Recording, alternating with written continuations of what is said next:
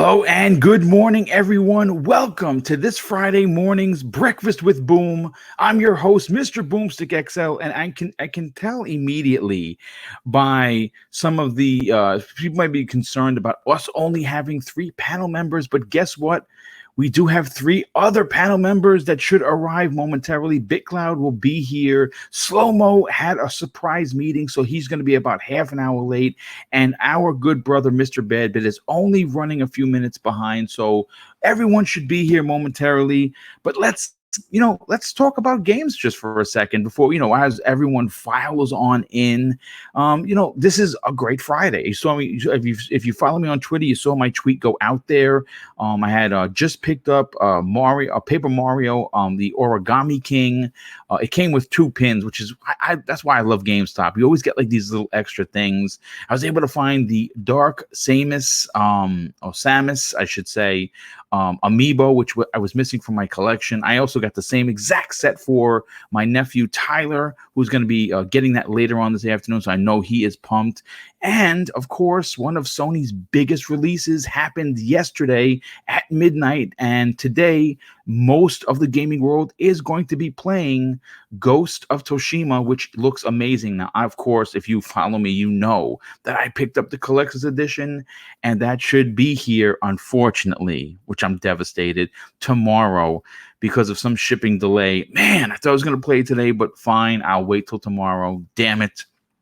But anyway, let's get into the small introductions, and hopefully the rest of the panel will file on in. First up, you know him as someone that is our resident chainsawing Gears of War playing master of online, someone that is an absolute community favorite, and every now and again, I believe it's every other week or every other third week, he hosts the incredible podcast known as the Retro Renegades. Please welcome Crispy Bomb. What is up? Good morning, everybody. Yeah, Retro was pretty cool this past week. We had a lot of people in there. We always are. Everybody's always welcome. So it was almost a record. I think we hit 30. So nice, dude. Listen, yeah. Everyone starts with one step, dude. You know what I'm saying? And you build an audience, and before you know it, there'll be 2,000 in there. Yeah, I mean, we stay consistent. Got some live gameplay for you, but yeah, it's great to be here. Can talk some games. Hopefully, have a bunch of great opinions once everybody files in here. So I'm ready to roll. Yes. Well, again, it's great to have you a part of today's show and, of course, the panel on a regular basis. And next up, this may be someone that you may not remember or even know on Twitter, but I would definitely recommend that you follow him and check out him on social media simply because he brings a lot to the table. We got a chance to talk for at least a good 15, 20 minutes before the show went live, and he is a gamer at his heart through and through. Please welcome to the panel, Luke. Thanks, Boom. Yeah, it's a very rare appearance, but I have been on before, and a very rare Friday off, and nothing better than talking games and some great topics today. So happy to get into it. Well, you know what's good? It's great to have you, on the show. And one of the things I kind of just want to throw this out there, as a content creator that has a small voice, and I mean it's small compared to many, which is great. I'm building this channel through a grassroots type of way, and you know what? Every sub I get, it just feels earned. And one of the responsibilities, at least that I carry with me, is to not only produce quality content for the people that come to listen every week, but to lift up other content creators that come on my show. I mean, I think it's a responsibility that everyone should carry, but more so than that, it's my responsibility as someone, again, with a smaller voice, to also help people in this community who may not have a podcast, who may not have a show of their own. And if you're one of those folks and you're ever wanted to be on a podcast, listen, my DM is open to everyone. If you have some podcasting experience and you have a microphone and a working computer, guess what? You could be a podcaster, and you could guest on one of my shows that works for your schedule. And you know what? Again, hit me up in the DM, and we can get that done because I always harken back to how I became a podcaster. And that was, of course, thanks to the generosity and good nature of Mooch from obviously from Crossfire. I reached out to him. I was a fan of the show, and I just DM'd him and said, "Hey, listen, do you have people from the community on?" He says yes. And kind of the rest is history. Of course, I built my own brand, but you know what? I needed somewhere to start, and Mooch gave me that start. So I'm always going to be grateful for that. But you know what, real quick, but as we wait for the remainder of the panel, hopefully they get here sooner than later so we can talk about some of these massive topics. I kind of want to just give people a programming update. Next week is going to be obviously a very busy week for the Xbox community, but I think gamers across the board. I think that even if you play specifically on the PlayStation, you're going to be looking to see what Microsoft is doing, because you know what, you might become a multi-console owner if you're not already. And next week's programming for Double Barrel Gaming is, when I talk about all 5 chambers are loaded, I mean they are loaded. That's right, folks. I'm going to be producing five live shows next week, Monday through Friday. Yes, that's right. You heard me. I have gone insane. I was up to 1:30 last night writing. I'm already on Tuesday's show, and will then, of course, continue my reign of madness through for the rest of the shows, which I hopefully will have written by the time Monday evening's primetime gaming is done. Which, of course, that's what starts off next week, Monday at 8 p.m. Tuesday is going to be a special podcast. It's part of the Double Barrel Gaming Presents, and that is going to include the future of Xbox. I have a massive panel, and we're going to be talking about the things that are reason to get excited about the brand, and how things are going to be so much different this time around as compared to 2013's massacre known as E3 for Xbox. And then on Wednesday, we're doing the of course, the Xbox Showcase First Party Predictions show with the entire cast of course, the Xbox Factor podcast. And then on Thursday at 8 p.m. Eastern Standard Time, we're going to be doing the round review of what transpired in the afternoon with Microsoft and what they unveiled. We're going to be talking about that panel. And I believe, Crispy, you're a part of that. Is probably the biggest panel I've ever put together. So it's going to be well over a 2-hour show. So get ready, get your drinks. And then Friday, Breakfast with Boom, we're probably going to be rehashing what happened with Microsoft and, of course, the rest of the news. So it is a stacked week. And if you are a fan of the show, there's going to be a lot to get into. So you know what? While we wait for the remainder of the panel, let's break into the first topic. Obviously, we cannot keep this going any longer. We're already 10 minutes into the show. Obviously, in typical form and fashion, Sony is closing out the PlayStation 4 generation with a stacked deck of strong first-party and big third-party exclusives, including Final Fantasy VII, Neo 2, MLB The Show 20, Iron Man VR, which I'm playing right now and is awesome, The Last of Us 2, and of course, the one that released yesterday at midnight, Ghosts of Tsushima. And quite frankly, people are excited about this game. And as of this morning's show, and I got updated thanks to, of course, Crispy Bomb, the Metacritic score for this stands at an excellent 83 with nearly 100 reviews, ranging from 100 to as low as 60, which is a little bit perplexing. But what we intend to do is discuss why these scores literally are all over the spectrum and what we are expecting from Sucker Punch's Epic Samurai Adventure. Now, as many of you know, I purchased the collector's edition. Like I said earlier, it's coming late, which is not a little disappointing, but it's going to get here nonetheless. And thanks to talking with Luke, I had I have high hopes for the game. There's just no doubt about it, simply because I'm a huge samurai fan. I love Onimusha. I love open world games. And we're talking about this. I have 21 days invested into Assassin's Creed Odyssey, which is one of my favorite games of the generation. And I was concerned that this was going to play more like Sekiro, Shadows Die Twice. And I was hoping and praying to the gaming gods that it would play more like Assassin's Creed. And from what we're hearing, it in fact plays more like Assassin's Creed. So Luke, why don't you start with first?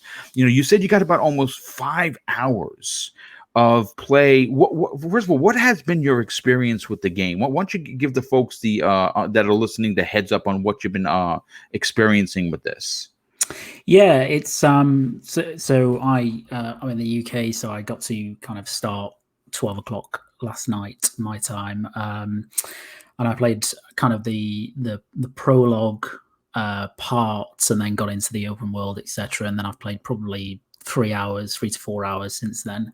My experience so far has been it's really fantastic. It's a stunning game to look at. I mean, it's not just technically, because the most of Sony's first party always tends to, kind of push the bar visually, but artistically and aesthetically, what they've done is quite remarkable, actually.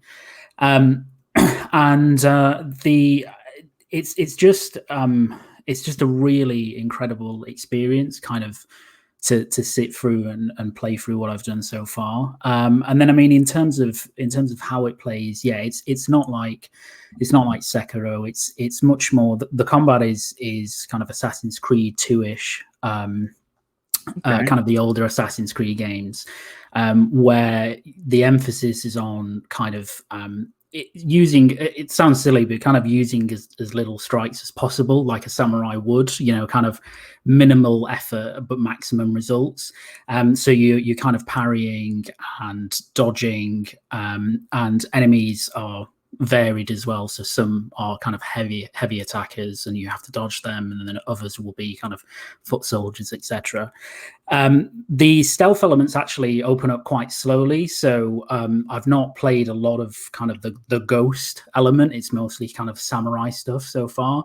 But it's really interesting, the kind of approaches you can take when you come across, say, like an encampment in the world, where you can actually approach it, and I think you press up on the D-pad, and it goes into this kind of samurai standoff mode. So you basically just walk in the gates and ask them to come and fight you, and then you can kind of do this kind of cinematic plays where you kind of hold triangle and everything's kind of still with your enemy until they rush and attack, and if you release in time, you'll just execute them, and then the kind of combat opens up from there. But the stealth seems quite good so far from the little bit that I've played that's stealthy. And the story's interesting. They use flashbacks. They use different kind of forms to really get you involved in the backstory of Jin, who's the main character. And it's just been a really great experience. And I think the one takeaway I've had from it is the open world is the kind of open worlds that I really like. I know in the pre-show we were talking about how you really like the collectathon kind of modern Assassin's Creed stuff, where like the map is littered with stuff to do.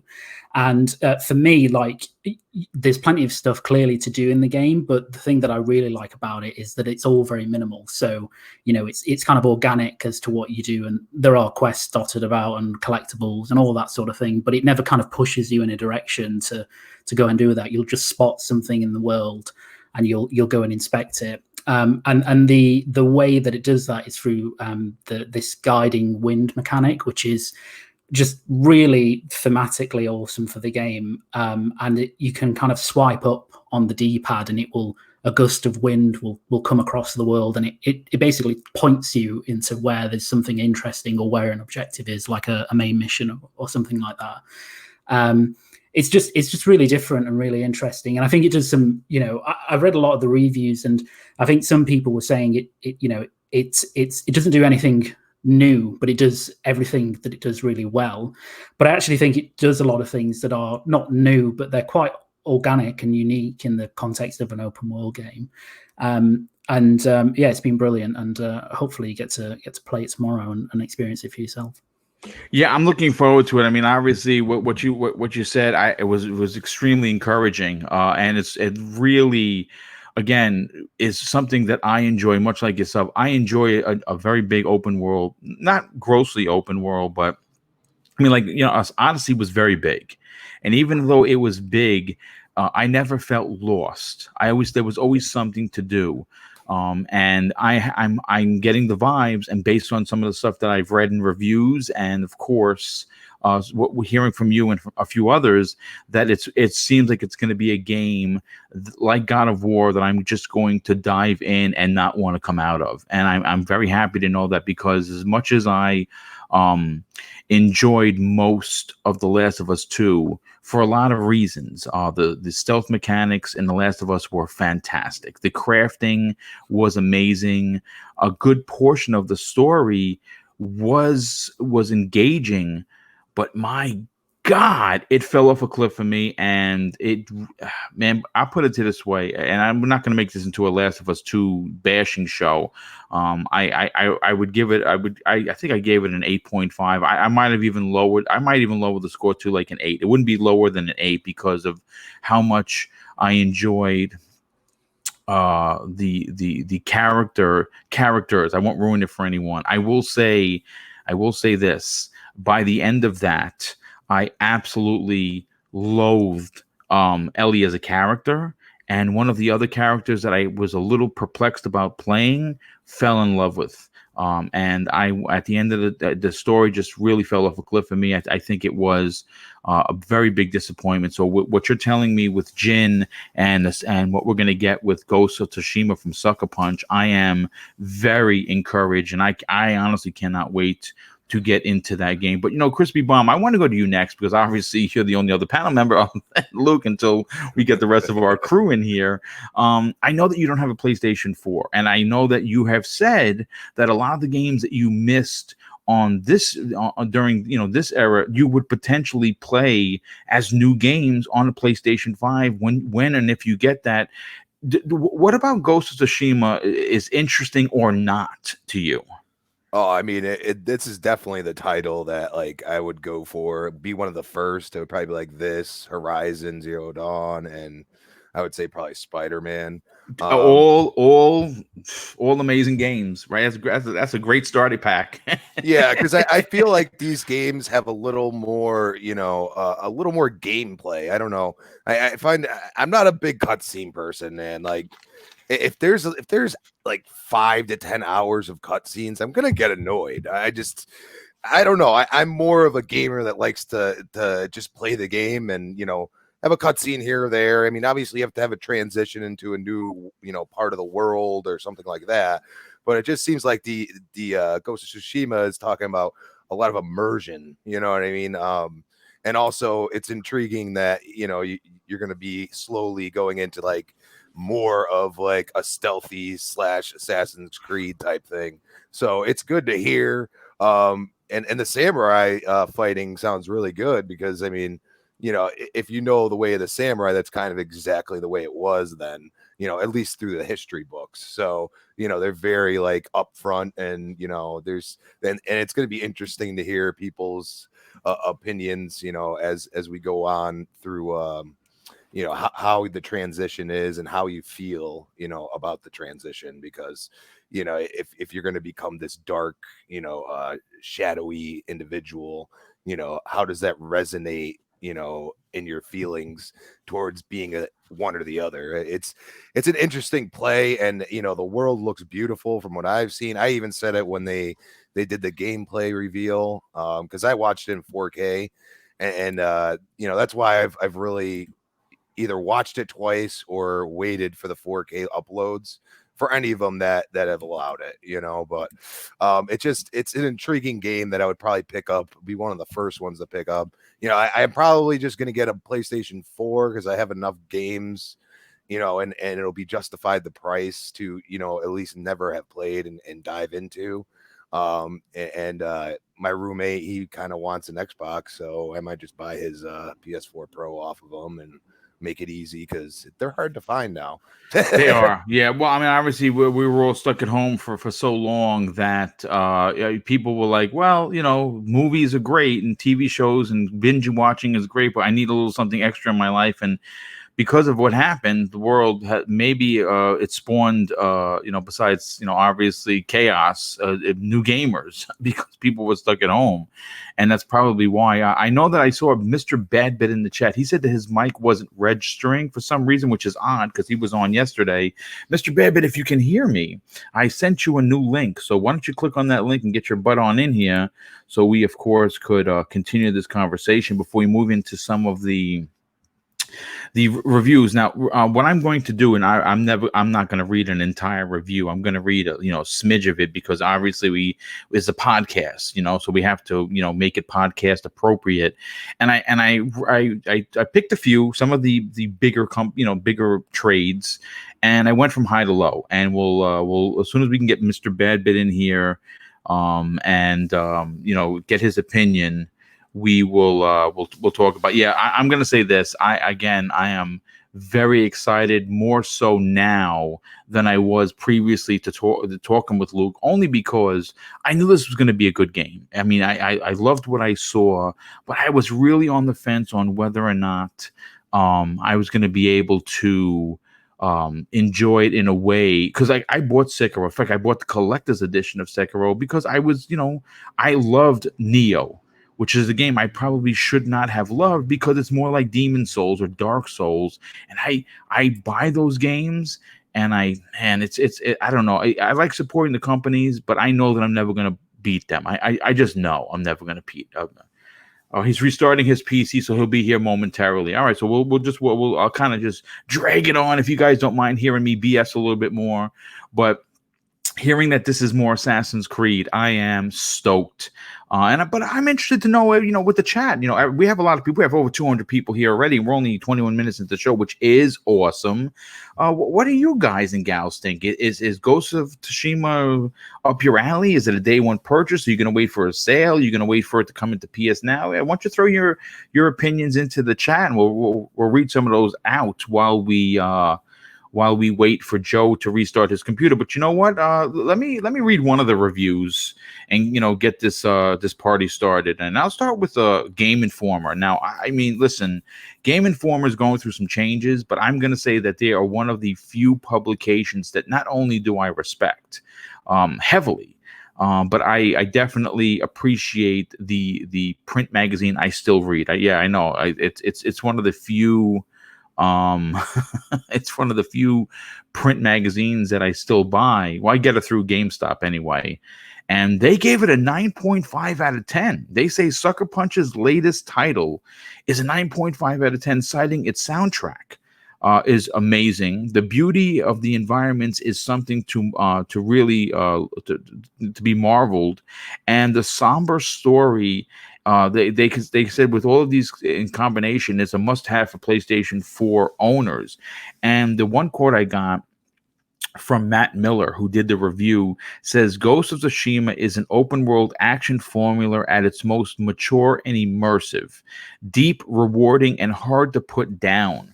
I mean, that's saying something when you talk about a score. I mean, listen, you again.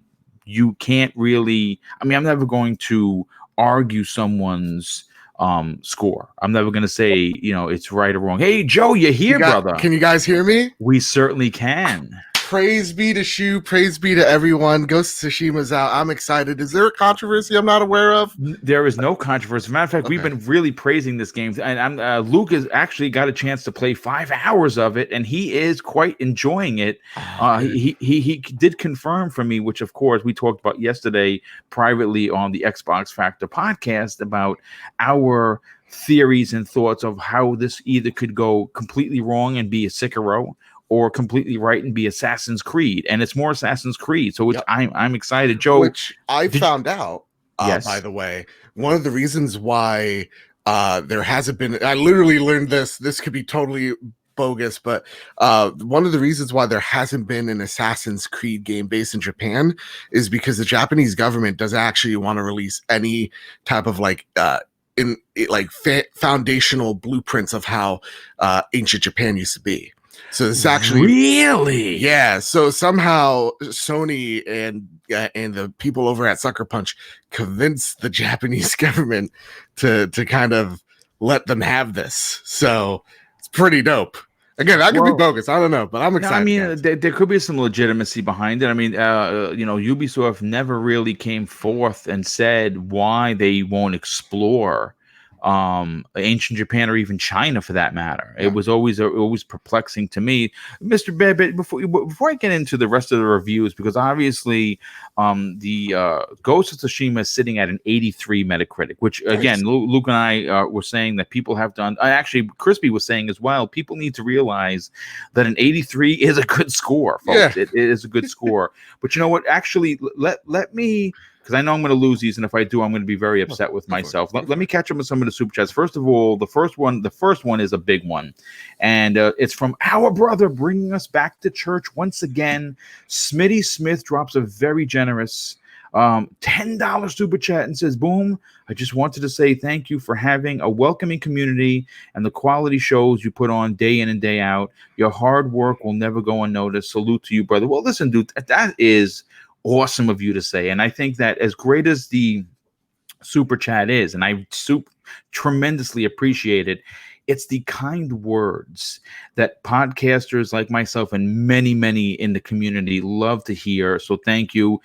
D Duplicate drops a super sticker of $2. Well, thank you for your generosity, but more importantly, thanks for hanging out, dude. Super appreciate it. Nightwolf 3186 drops a $5 super chat and says, "We'll watch later. Excited for Boom's lineup of nonstop entertaining shows. By the way, Boom, check the retweet. Just tagged you in when you get a chance." I certainly will, Nightwolf, and thanks for being here. And of course, thank you for your generosity. Smitty Smith shows his generosity once again with another $5 super chat and says, "Gotta shout out the panel. And of course, the best chat, the Book of X." And thank you for that, dude. Super appreciate it. Another very good friend of the show, but also a very generous friend of the channel, Sin Vendetta, is here. Thanks for hanging out, dude. He drops a final super chat, says, "Why does Ubisoft insist on disappointing us by announcing a new Prince of Persia game as a VR game?" Well, dude, is that fact? That's a fact. He says he's majorly bummed. So yes, Prince of Persia is a VR game. Now the question is, VR for who? What the hell? Now I gotta see that. Did this break this morning? I'm assuming it did, and I missed it. I did not get that. So Viper TX is another good friend of the show and a very generous friend of the channel. He drops a $5 super chat. "Hey, Mr. Bedbit, how many times did you watch the Henry Cavill PC build? Man, hashtag man crush, hashtag my Superman." Dude, let me tell you again, like, oh my God, there was an awakening. I showed everybody. I'm like everybody in my house. I'm like, look at this man. All right. And guess what, folks? You'll be happy to know that Henry Cavill, from what we understand, has recently signed a contract not to do a Superman or a Man of Steel 2, but he is going to be in, from what I understand, because I listen to a lot of comic shows. In fact, my favorite show, one of my all-time favorite shows, if you're into the MCU or the DCEU or just movies in general, I like to give my good friend, and he doesn't know me, at least doesn't know me yet, but I have super chatted him a couple of times. Josh from the Den of Nerds. I'm a big fan of their channel. I'm actually going to become a channel member next week because I have to support. I listen to the dude every day. Like, outside of actually producing content, I like listening to a lot of people's stuff because it's fun. But Mr. Badbit, let's bring you into this conversation, and we're not going to go right into the scores. We're just going to go into expectations. Obviously, you and I talked many times about this game, and the Japanese setting seems to be on point with you as a gamer. Jin as a character seems extremely intriguing, and the choice between becoming a devil or just an honorable samurai seems to be at the crux of what we're going to be doing in this game. How excited are you personally to play Sucker Punch's latest? Well, so first, I got 3 points here. I just saw the Prince of Persia thing, Sin, and I feel like a father whose son has disappointed him. You almost made me choke. Yeah. Oh my God. That is Next they're- disappointing. Definitely, absolutely, Yeah, I agree. Next, with they're you. gonna tell me Jake Gyllenhaal is gonna be the voice, and I'm just gonna lose it. Oh boy. Secondly, because I've never played a Prince of Persia, I always wanted to as a kid. The last But I one never- that was more of like a cartoon style Yeah. was fantastic. Yeah, like I wanted this to be all right. Whatever. Secondly, I love when games come out and like we see that Metacritic score, right? Because you see people everywhere just fight each other. You haven't played the game. You're just like, this is good. This is if it's a below a 90, it's horrible, right? It's the worst game it's ever. What an era we're living in. It's like Jesus. It's like if Citizen Kane came out and they're just like, I don't like that. It's in black and white. It's like, all right, settle down. So yeah, I when I see the Metacritic scores, I get happy for the people that are working on the game because it's like, you know, those are the people that it truly affects. They ain't affected me much. But after talking to our good friend Brock McLaughlin, which if you guys are still on the fence for or about this game, we have a review preview where our audience came in, asked Brock a whole lot of questions about the game. He beat it. He, I believe, platinumed it. And He platinumed it already? yeah, man. Wow. Yeah. I knew this game was going to be special because I didn't have to reach out to him when he got the review code. He literally reached out to me the morning after. He's like, I've been playing this game for 10 hours straight last night. I need to talk about this game. And from what it seems like, it is a video game in the sense that it is taking what you like about like a game like Assassin's Creed Odyssey mixed with the Arkham games in terms of combat and how enemies fight you with a bit of a mixture of Witcher meets Breath of the Wild vibes in terms of the open world. So it's funny. Luke actually said Breath of the Wild too. He mentioned that as in the opening that it was kind of gave him the vibes of that. That is dope because I put 120 hours into Breath of the Wild. As a matter of fact, I believe 20 of those hours, potentially more. I'm going to just say 20 because I don't want to embarrass myself. We're cooking because I love to cook in that game. Dude, I just made horrible concoctions and made Link eat them. Anyway, but I'm really excited for this game. And again, Metacritic scores, they're Metacritic scores, but it's cool to see that like, yeah, for the most part, when it came to authenticity, Famitsu, the Japanese journalism site over there, or media site rather, over there, gave it a perfect score. They've only given 3 other games perfect scores, so it's really cool to see. Who is this? Famitsu. Oh yeah, Yeah, Famitsu Wave is the creme de la creme. Yeah, it's like the Japanese IGN for the most part, from what I'm aware of, right? Well, I'll say this. Comparing them to IGN, I think someone from there, a samurai has just been sent to murder you.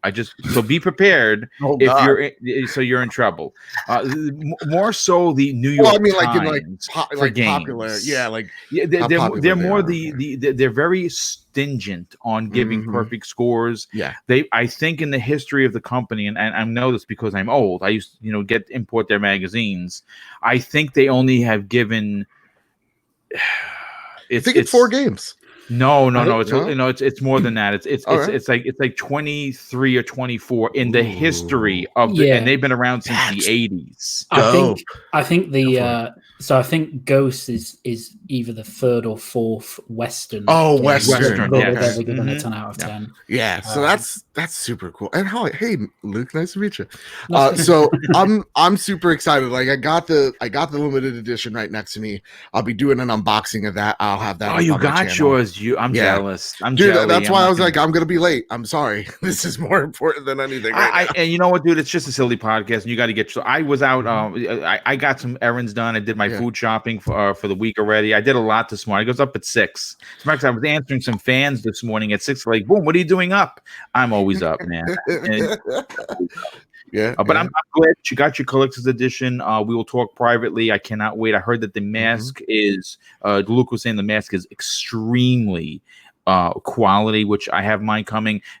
Joe, you'll be sad to know that GameStop had a delay, and I'm not getting it till tomorrow.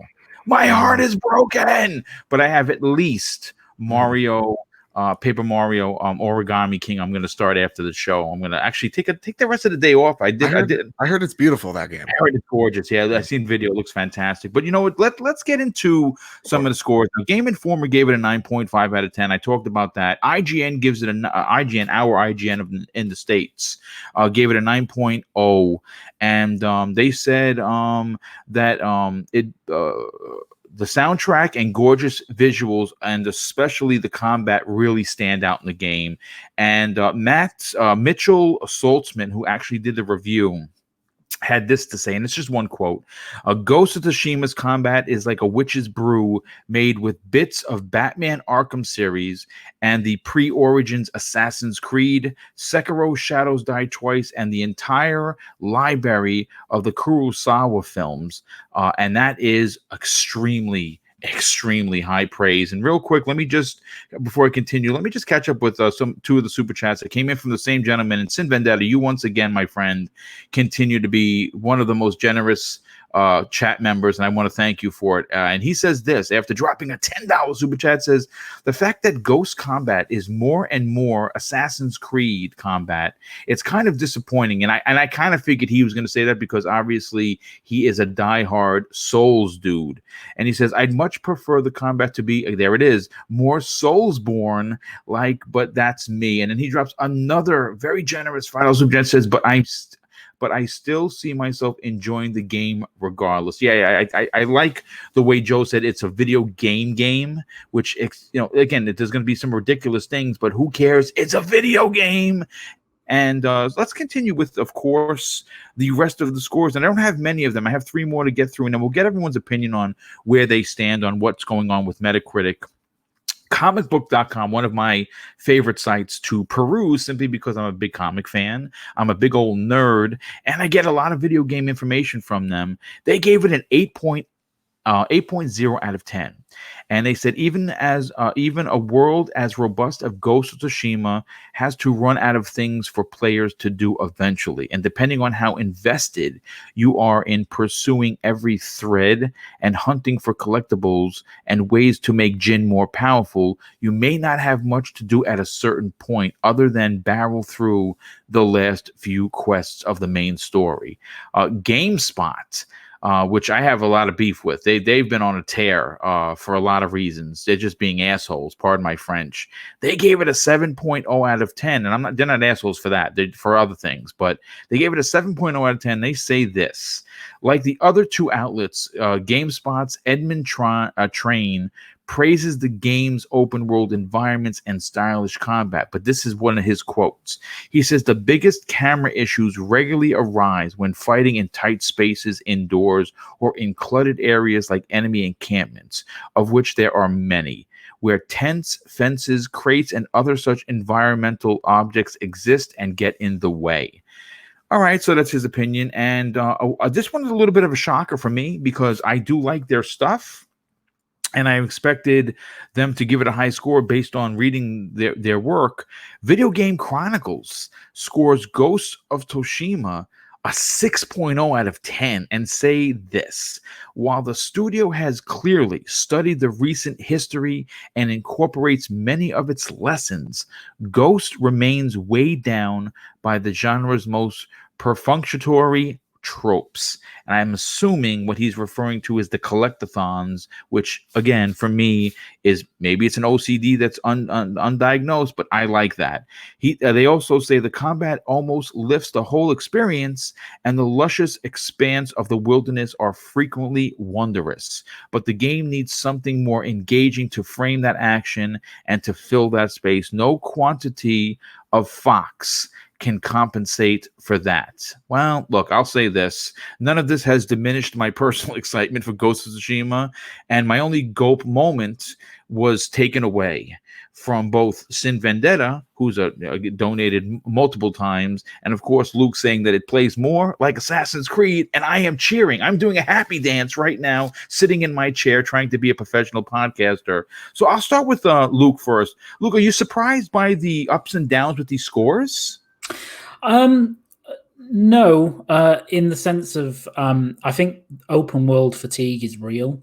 And I think some reviewers, from what I've seen, just like, they're kind of tired of them, or tired of we've had a lot of open world games this gen, and apart from one or two, the tropes of that genre, which was in one of the reviews that you mentioned, kind of appear ad nauseum, in those games. And I think sometimes it can be a little tiring. So it doesn't surprise me.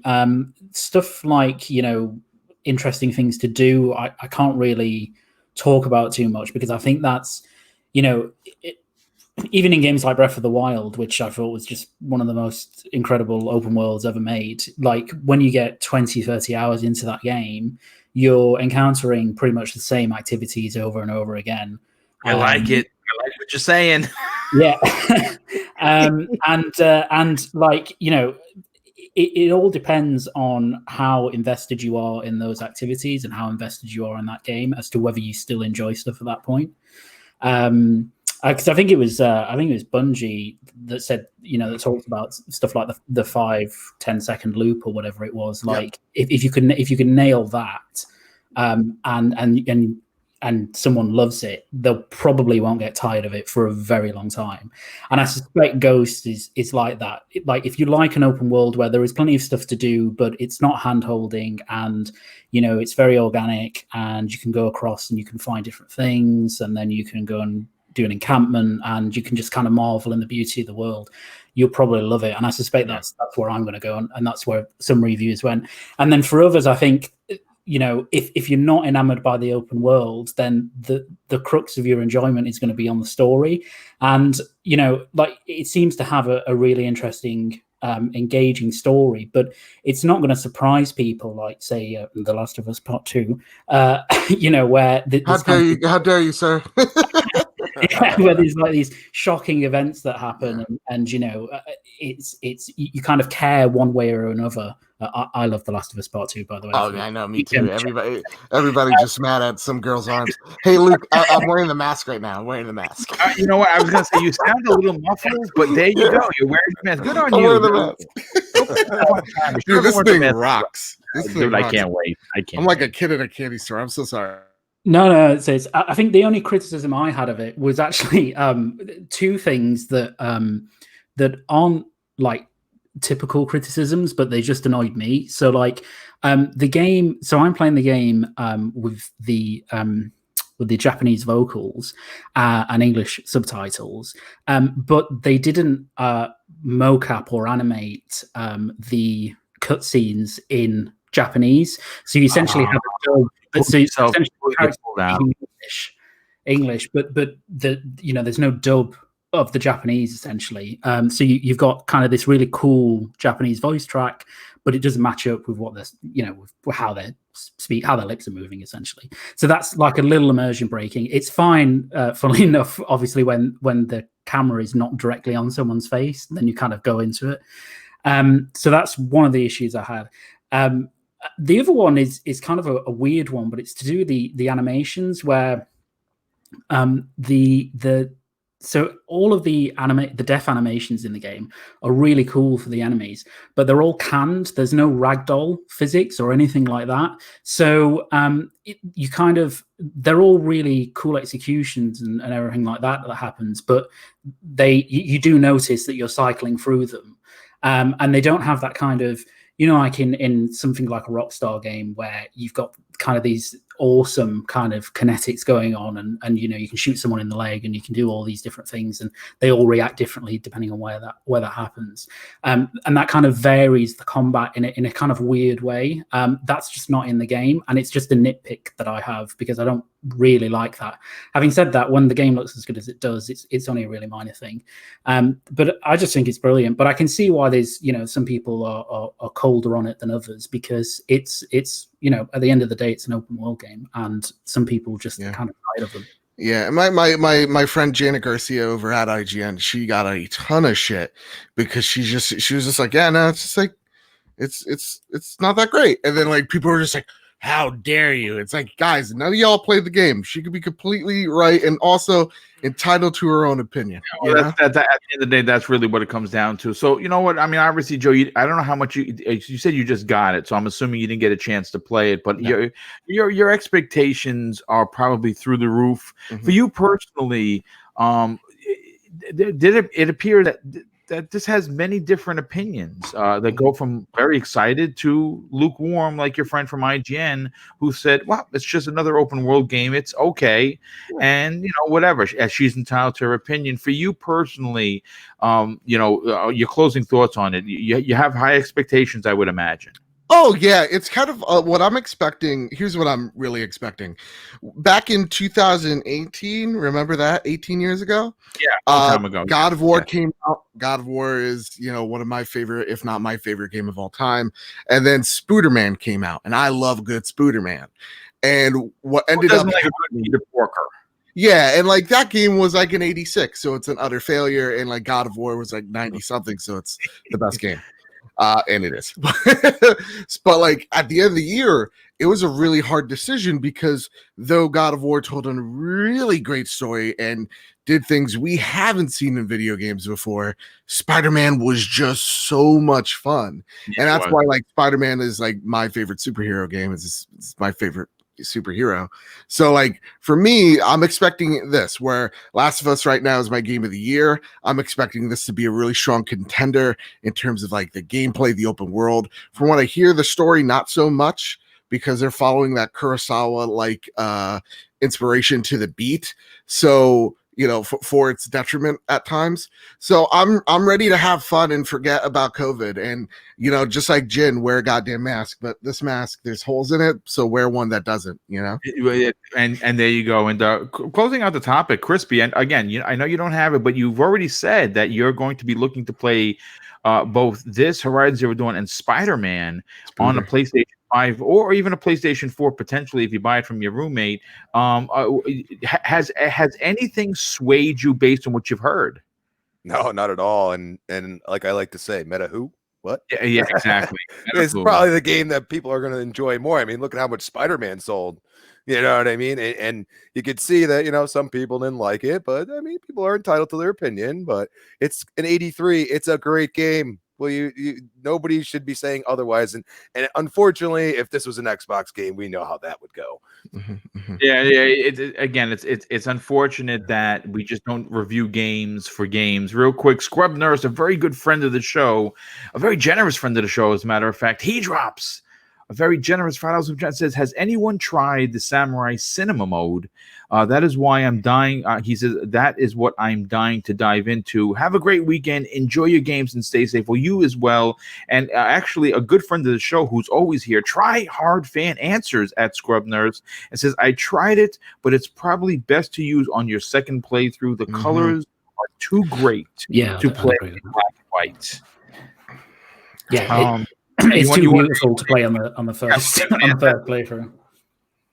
What was that, Luke? Yeah, it's too beautiful, I think, to play on the first playthrough with the Kurosawa mode because it's an awesome mode, but I think a second playthrough is the ideal place to play that. Yeah, no, I would agree. I want to see all the wondrous colors that I know are going to be in this game. Pixelbit G, a good friend of the show, says in the chat, Ghost is no 6. I really hate to see hard work undercut. Boo. And I agree. And again, I'm not going to challenge someone's opinion if they don't like a game. Listen, I'll put it to this way. I got decimated in Sekiro.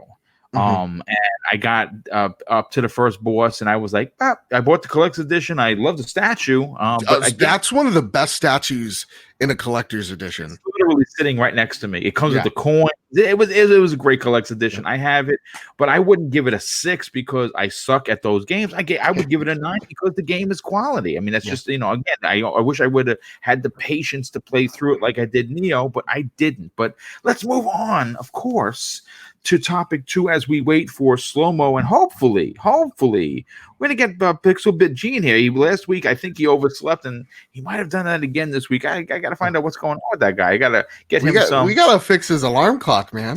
We got to send him one. No doubt about that for sure. But you know what? Look, let's keep him with Sony. When Sony had its PlayStation 5 reveal showcase in June, many in the PlayStation community were thrilled to see tons of great first, second, and third-party titles that would, of course, would eventually be exclusive for the PlayStation 5 and would potentially release this fall and of course, into 2021. And after Sony showed off not one, but two PlayStation 5s, of course, the disc version and the digital version, the world held its breath for the official release date and pricing. And sadly, we still do not know either of those tantalizing facts that we are waiting for, though there have been rumors that Sony will hold an August PlayStation 5 event that will reveal both. And as great as it will be to get the precious information as when we're going to be able to play our PlayStation 5s and, of course, actually, pay for them, because that's, we want to do that, before anything.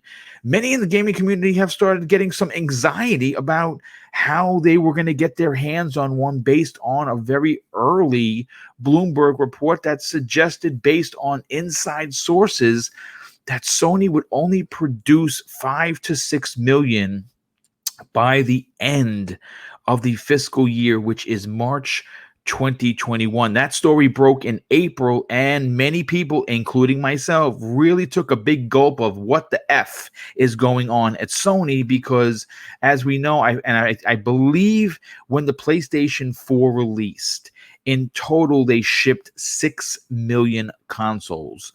And that's pretty good, because that's, it's worldwide. And I got one with no problem. Unfortunately, my PlayStation 4 came defective. My cord melted out of the back of the console, and I had to wait a week, to get my PlayStation 4. I was pissed. Yeah. That happened to me with my Xbox One X. Continue. Well, there you go. At least we didn't burn down our home, so you know what? I'll take the L on that one. But we have a new story that PlayStation Nation will be cheering in their seats or the aisles, and it comes from Bloomberg Reports once again, and this story broke Wednesday, and there was a big sigh of relief for many people, again, including myself, because I'm getting one. But apparently Sony is up the ante, and they could have potentially more than 10 million consoles ready before the end of the fiscal year. And what we're hearing based on this report is that they will have 5 to 6 million PlayStation 5s done before September of 2020, which indicates that more than likely we're going to see this relaunch based on packaging, shipping, and advertising somewhere in mid to late November. I'm thinking around the 17th, between the 23rd. Folks, it's just a guess. There's nothing to it. And then another 5 million by the end of the fiscal year, which is great, because that means that whoever misses out on that first run could potentially get it, or they could have more ready by launch. If they have 6 million ready by September and launch is, let's say, November 17th, let's just say for shits and giggles, they could potentially add another 2 to 3 million, giving, of course, bringing the total between 7 and 8. And that would be great, because if you want a PlayStation 5, depending on which one you want, there's a good chance if you pre-order it, you're probably going to get that. And obviously, I said the word, I believe pre-ordering is going to be the key for all gamers looking to secure a PlayStation 5 this fall. And there are only 3 remaining questions that everyone is still asking, and Sony is not telling. When do pre-orders open up? Super important. How much is the disc version versus the digital version of the PlayStation 5? And when is the release date? And of course, only time is going to tell. And Joe, I'll start with you, our resident PlayStation representative, who's on loan from PlayStation Nation, and I'll let them know that the check is in the mail to have you on several of the shows. I still haven't gotten the check. It gets lost. Our mailman is just not that good. So just keep looking. It's coming, I promise. And you know what? Don't worry, it'll be there. It's a paper check, and it will not bounce like rubber, I promise. Okay. For you, when you heard this story, was it a bit of a sigh of relief as a PlayStation fan? To me, not so much a sigh of relief. More so, it's interesting as to why they're upping production, because they're doing it not because like, oh, Xbox is doing it too. It's not like that. It's actually they're doing it because of COVID. They have found, like we were talking earlier in this episode, that gaming revenue has shot up exponentially. And so like they're seeing things like, like Hulu, Netflix really boom here, and with their online capacity as well skyrocket. So they're seeing that as, okay, so nobody's going to Disneyland. Anybody with a goddamn brain. And don't stop in Florida. Florida's a gosh dang mess. Sorry, Sin Vendetta. But with that said, nobody's really going out. No one's going to the movies. No one's getting that avocado toast. So, they're kind of saving more money. And ergo, Sony's placing the bet that, okay, we think we're actually going to sell a lot more of these because everybody's inside, because the recession or depression, whatever it is right now, is actually, gaming seems like, knock on wood, it's recession proof, kind of, sort of. So that's why Sony's kind of doing this. I'm interested. I asked this to my co-host Kyle. I'll bounce it back to anybody who wants to catch this. Is which one are they actually making the most of? Are they making? Dude, What's that? I would say digital, believe it or not. I'm thinking. So my co-host Kyle on the trophy room said 60 physical, 40 digital. I kind of think it could be either one of those, right? Like, I honestly think what I've been saying and hammering on ever since now we saw Xbox is discontinuing the Xbox One X, which is a terrific idea, because you don't want a product that sounds like your new product out there to potentially confuse dumb grandmas and parents who will be like, oh, this is just as good and it's cheaper, Unfortunately, that happens as someone who's worked at GameStop way too often. So it's a smart idea there, and I'm very much thinking that the Xbox One S is probably either going to be a very cheap 150, maybe even 100. Who knows? I think it's $99, but that would be so cool. A topic for another day. Yeah. But like, I definitely think it's going to be 150, 200 around there, and we're going to see that be like, okay, Xbox One S 150, Lockhart probably 253, and then we're going to see Series X probably around that $499 mark. I know a lot of people are saying $399. I just either of them. I just don't see $399. I'd love it. I don't see them. Again, I don't see them either. Both. Yeah. So I think Sony's strategy at this point is to have a $499 console that's, with the disc drive that is, their physical version for $499, and then the digital for $399. And I think that's their way of trying to counterbalance whatever Xbox is throwing at them. I'm really interested to see where the prices end up and what Xbox does, because who knows? We didn't know about the PS5 digital. Nope. We can have an Xbox Series T, and it's literally cut in half, no disc drive. So I would love to see where Xbox is also producing at. What's crazy? Obviously, we talked yesterday. We're going to talk more specifically on a primetime gaming about the discontinuation of the Xbox One X and of the digital edition, or the sad edition, like people like to say. And we've been hearing for a while. We didn't talk about it on primetime gaming because there wasn't a lot of info, and I didn't want to reach too far of a third new console. I forgot, it's a weird name, Cunningham or something like that.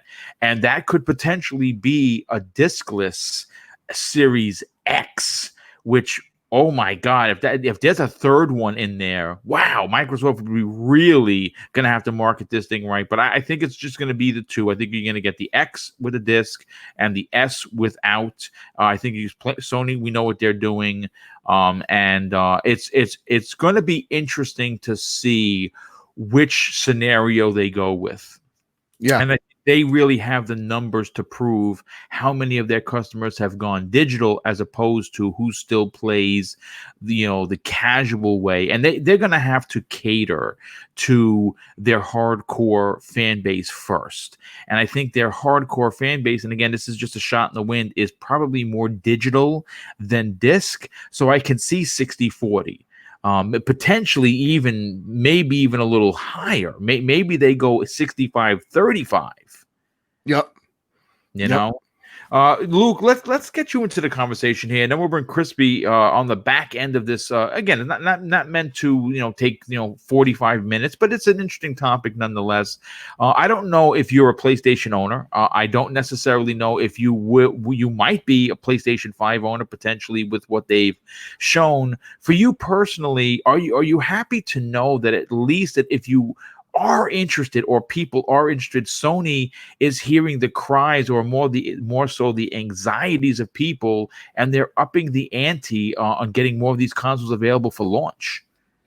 Yeah, I mean, I'll be getting on day one, and I think it's good that they're increasing production, as I think people have said, and I think Jim Ryan said it as well, and probably Phil Spencer said it at some point. Gaming's quite recession proof, because typically, even though gaming is an expensive hobby, it's because it's such a form of escapism.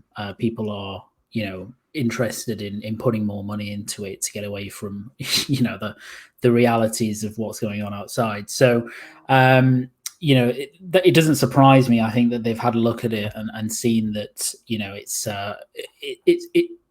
going to be a higher demand market than I think that they thought, and I think it's really good for just people who are interested in it, as you say, because I was genuine. I think most people were genuinely worried that if production was so low, actually getting your hands on one of these things was going to be quite difficult, and you were going to have to kind of be there, on the minute the pre-orders went live just to secure one. So I'm really happy about it as someone who's ready to drop all of my money, as much as I can throw at it, to get the console and the games at launch. I think that the sooner that they get the pre-orders up, the better, really, because I think people are raring to go with it, and I think it wouldn't surprise me if when they launch the pre-orders that they actually find that they've got kind of very little capacity up to that kind of 9-10 million mark, and they might have to start thinking about how to manufacture more. And I anticipate that as well for Microsoft. I mean, I've got no idea how many Series X units that they're going to look to build. It's a little different for Microsoft, but people are really hungry for next gen now, even with games coming out over the next few months. So I'm just pleased that everybody will have a good chance to get one, really. Yeah, no, me too. I'm right there with you. As people can see, Joe dropped out. Hopefully, it's just a computer reset, and he'll be back momentarily.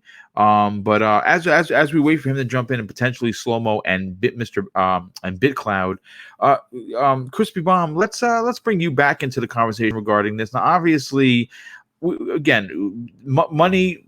Depending, because obviously money buys these consoles. As a gamer who is considering jumping into the PlayStation pool, if you will, with several games you want to play, are you happy to know that Sony is looking to make sure that if you want a PlayStation 5, they're going to have the ability to sell it to you? And of course, one of the biggest things that Sony still is very forthcoming about being important to them as a company is selling consoles, getting people into that ecosystem. And if you don't have consoles to sell, you can't get people into that ecosystem, because it's not like xCloud where you can play wherever without an actual console. Sony wants you to buy these consoles, and they got to make sure that they have enough of them. What are your thoughts on Sony making upwards of 10 million by the end of the fiscal year, potentially more? I mean, it's great, because we were kind of worried. I mean, they have a larger worldwide footprint, so if they should be making, especially at launch, maybe a few more than Microsoft. Microsoft is more of, the United States is their biggest consumer. But I mean, in Japan alone, they probably sell as much as they do in the United States at launch for Sony. So it's completely logical. It is nice to see that, because maybe it gives us a little inkling on price, because maybe it's not some kind of wild price like everyone was thinking. So I'm thinking it's more along the lines of the 500, maybe 450 for either one. I mean, we haven't really gotten what is in what one at this point in time. So we don't know if there's a better or a higher SSD in one or the other. So, maybe one is a little more, but the other one's at the decent price. Maybe that one that's at the lower price is going to be the one that they manufacture a little bit more of. In the end, it's going to come down to, is it really true? It's a rumor, a report, but that doesn't mean that, at first it wasn't going to happen, and now people are saying different. So hopefully it is, and hopefully find out the price. Hopefully people get to pre-order it. I can't wait to find out all that stuff from Microsoft too. So no, we're all patiently waiting. It's a game of chicken that they're playing with each other, and at the same time they're playing with our emotions, which is devastating. Hey, real quick update: Mr. Badbit's internet died, so hopefully he's going to figure that out, and he'll be back here shortly. And we do, of course, get Slow-Mo or BitCloud to come in here and give us their opinion. Real quick, let me just catch up on some of these super chats as we close in on 300 people watching us this lovely and exciting Friday morning. Regulator 951 drops a very generous $5 super chat. Thanks for being here, dude. And of course, thank you for your generosity. He says this: if Call of Duty Black Ops 2020, and I'm just throwing the 2020 in there, doesn't show next Thursday, do you think Sony was holding it back for the August show to counter Xbox? Great show, Boom and panel. Well, first of all, thanks for the compliment. And you know what? I would say yes. Now, the last I heard, they had signed a couple of years deal. I think it was 3 years with Activision to have the marketing rights. Now, I did hear that was up with the last Call of Duty game. I don't know if they re-signed, though. I am going to say that I have a suspicion Sony would keep that, because last month the Black Ops next game was in the PlayStation Store first, and it was listed under the Red Door. And that happened to pop up on the Xbox store yesterday. A lot of the sites ran a story on that. So if it popped up in Sony's first, I would imagine there's a good chance that they are going to have the marketing deal. But you know what? Microsoft could, throw a zinger in there and get that marketing back. Dan the Man Cunningham. Well, first of all, Dan, thanks for being here, dude. I love the name. He drops a very generous $5 super chat. Says, Boom, thanks for being an old gamer and showing the kids how it's done. Represent. Well, thank you for that. I mean, that's the nicest compliment I think I got all week. And yes, I am old, and that's fine. You gotta start somewhere, and eventually we all get old, but you never run out of loving gaming.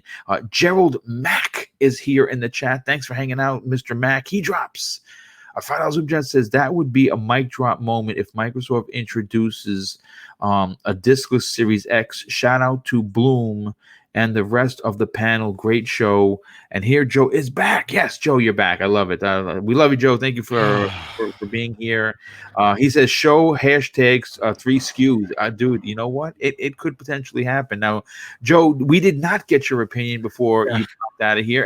And you know what? It just like a superhero, you arrive in the nick of time. So what we're talking about is, of course, Sony, and your final opinion is did we get your opinion? I think I think we let off with you first. Yeah, you let off with me. If we're talking about the production, yeah. Yes.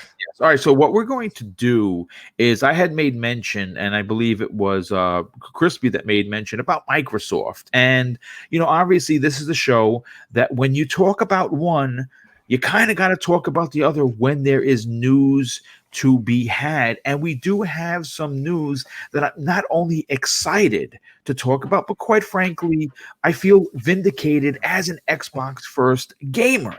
Now, the second game anyone in the gaming industry or the gaming community for that matter saw was, of course, the December Game Awards with Jeff Keighley. And that game that was running on the Xbox Series X was, of course, Ninja Theory's Hellblade 2. And it showed directly after the surprise announcement of the next-gen Xbox console coming this year. And it really took the gaming world by storm. But with that said, as great as it was, or awesome as it was, I should say, to see running during the event that had more than 45.2 million global live streams during its sixth annual broadcast last December. And by the way, that figure represents a 73% increase from 2018's 26.2 million live streams. And back then it was a record. This one shattered the old record. And the reason why I bring up these particular stats, the reason why I go into such detail when doing these shows is because having that many eyes on a game like Hellblade 2 that looked as good as it did is a good thing for Microsoft. It's a good thing for Xbox Game Pass. It's a good thing for Xbox Series X and everything Microsoft is looking to do in the future. Many in the gaming industry doubted that the Series X could look this good. In fact, and I went back and I pulled this story directly after the event from December, Digital Foundry posted an article that asked two extremely one-sided and accusatory questions. And this is where the questions that led off, of course, in both articles. Is Senua's Saga Hellblade 2 teaser truly a taste of next-generation power? And can the Xbox Series X possibly look this good? And of course, they debunked it, saying that this was not running in real time. And of course, one of the only questions are whether or not the footage was real, doctored, running on a PC, whatever. But thanks to hashtag positive mafia of Twitter, or his AKA the really Milky Way, and he's of Twitter, posted some audio of someone, I believe, from Epic Games, and I believe it was Sweeny, talking about Senua from Hellblade, where he absolutely, positively, without any doubt, confirmed that it was running in real time, and that footage shown is displaying the power of the Xbox Series X. Now, look, I'll say this. This is not meant to be one of the biggest topics, but it's a redemption story nonetheless, one that I am proud to say that no one is talking about, and you heard it first here on Breakfast with Boom. It only took 7 months, but Ninja Theory's Hellblade finally got its redemption. And I'm just interested to know what your thoughts are. And first, before I get those thoughts and theories, we gotta welcome Slow Mo Backslap. Hey, dude, welcome to the show, my brother. Boom, boom. How is it going, man? I do apologize for being late. It's a lot of one work emergency after another just started just hitting me. And I was just like, man, why at 10 a.m.? Well, I want to talk about video games. Do I have to deal with this routers and switches and server crap? I mean, who wants to deal with that all day? I mean, I do, because it's what I do. But still, yeah, I wanted to be here talking about gaming, you know. Well, you know what? We're actually glad you're here, and because you got into the scene. One of the you missed the first two topics, and again, no big deal, because we're talking about PlayStation, we're talking about Ghost of Tsushima, we talked about the production being amped up to 10 million. So at least Sony is more prepared for the console launch, what it seems like they're going to have upwards of potentially 7-8 million by the time the launch happens. And again, my theory is November 17th between the 23rd. Again, no sources, just my opinion.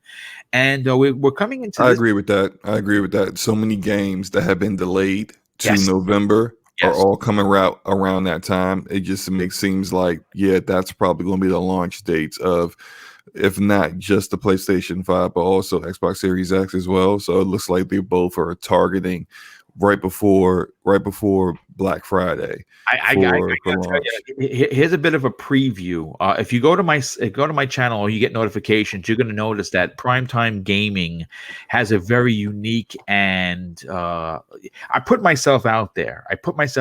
I have a theory that's the lead story in Monday night's show that I actually have deducted proof that the Xbox Series X is launching significantly before the PlayStation 5, potentially 6 weeks. But again, it's just, this is just a nugget. I actually deducted this like the Cape Crusader, known as the world's greatest detective. And if you're interested to hear this theory, I could be booed off my own show, potentially cheered by many in the community. And I have an interesting theory and I break it down in a very detective-like way. But you know what, Slow-Mo, you are a part of the PC master race, and you're a well versed representative of it. And one of the stories that we're getting to now is, of course, the redemption that took 7 months. Because if you remember, and you were there, and obviously you talked about it on many, not only your own amazing YouTube channel, but you talk about it on BRAP when it happened. There were a lot of people in the community, including Digital Foundry, that doubted the validity and how true it was, if you will, that Hellblade 2 Senua's Saga was actually running on the Xbox Series X. And we do have confirmation from Epic Games that in fact was not only in real time, but running on the Series X. And that was brought to us by someone of Twitter who actually played audio. And I believe it was Tim Sweeney's voice. I mean, I could be wrong, but it certainly sounded like him. For you personally, as someone that really understands the behind the scenes power of consoles and PCs, is it little too late for this vindication that took 7 months? You know how it is with people who doubt things. They say a lot of stuff, none of it's verified, and then once they get proven wrong, they act like it never, like the things they said never happened. Like, what? Who said that? Me? That's not my voice. You got receipts? Oh, or man. they change like, the subject to something else that's like not as serious. Exactly. So, like this is I'll argue with people who were like trying to tell me that Hellblade 2 wasn't going to be on Unreal Engine 5. And I'm like, huh?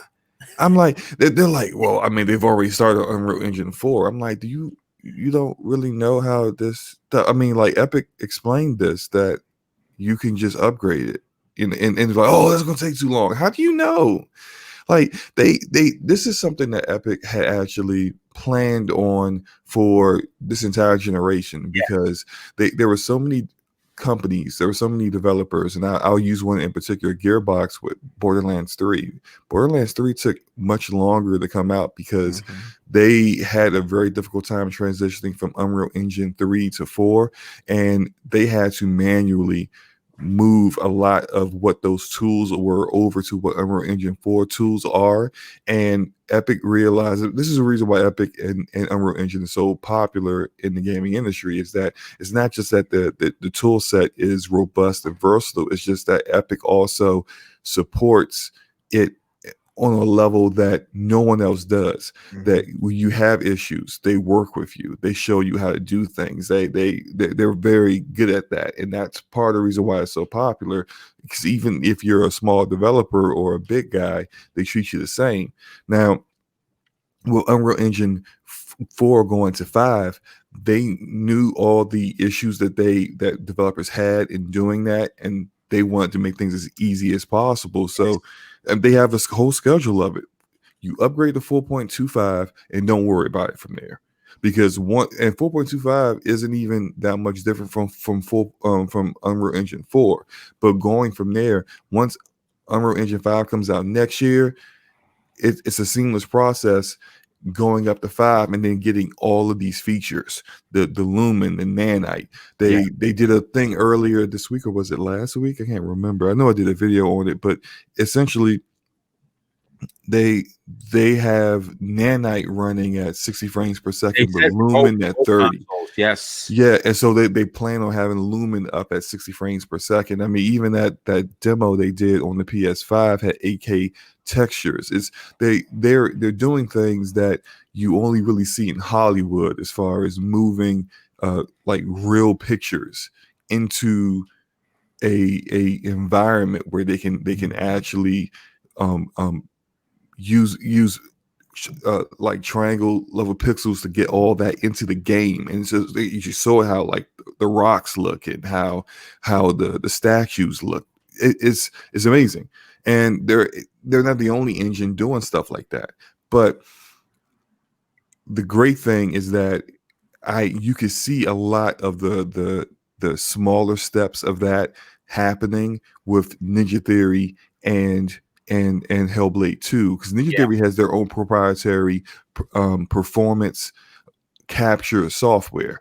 They do so. If you look at a lot of stuff on their channel, you can see the actress to play Senua. You can see her in the mocap gear, but it's not mocap. It's a different level of mocap. It's like there's motion capture, and then there's performance capture. Performance capture is a step up. And well, that's what they're using in Hollywood now. Yes. And Ninja Theory had part of the reason why they were able to make Hellblade such an amazing AAA feel of experience with just 20 developers and $10 million is that they already had a lot of the in-house stuff that other studios would have to spend a fortune to afford to use. And they already had that stuff. So that was perfect for them. They're taking a lot of the things that you see that, and that's why like that trailer looked so amazing. It shocked people, and people were like, nah, that's not real. That's just, I don't know what that is, but it's not real. Like, that's why people are were thinking that way, because they just couldn't believe it looked that good. But now you see what Unreal Engine 5 is capable of, and I actually expect it to look even better. That they start showing actual gameplay, where they start showing more of the game and not just a small teaser trailer to kind of get you hyped. I expect it to look even better. Yeah, you know what? Me too. And you know what? Funny that this vindication, if you will, has come when it did. Luke, I want to bring you back into the conversation, but let me just catch up on two of the super chats that just popped in here. First of all, very good friend of the show. Where is it? Here we go. Regulator 951 drops an outstanding, very generous $2 super chat, an additional super chat, I might add. He says more consoles equal more Spider-Man sales instead of just 6 million. Man, I think Spider-Man has a chance because of who he is. You know, Ghost of Tsushima, great. Last of Us, great. You know, God of War, great. But Spider-Man is a character that transcends more than movies, more than games, more than books, more than comics, it more than Underoos for kids. It is a character that is beloved. And again, I don't know how many kids are going to be buying a PlayStation 5 at potentially $500, but it equated a lot of fans. They sold over 15 million copies, and a good portion of those 15 million copies were diehard Sony fans who are going to go out and potentially buy a PlayStation 5. So we could potentially, again, folks, this is just my speculation, that we could see a 1-to-1, very similar to what happened with Breath of the Wild when it released with the Switch.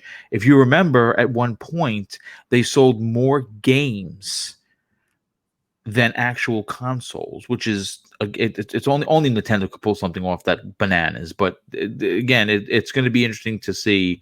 And the last one comes in from, where are you? Here you go. Viper XT. Once again, my brother, thank you for your outstanding generosity. He drops another $5 super chat and says, I think the Series X will release in October to give Halo its own time in the spotlight, away from Cyberpunk, Valhalla, and Call of Duty.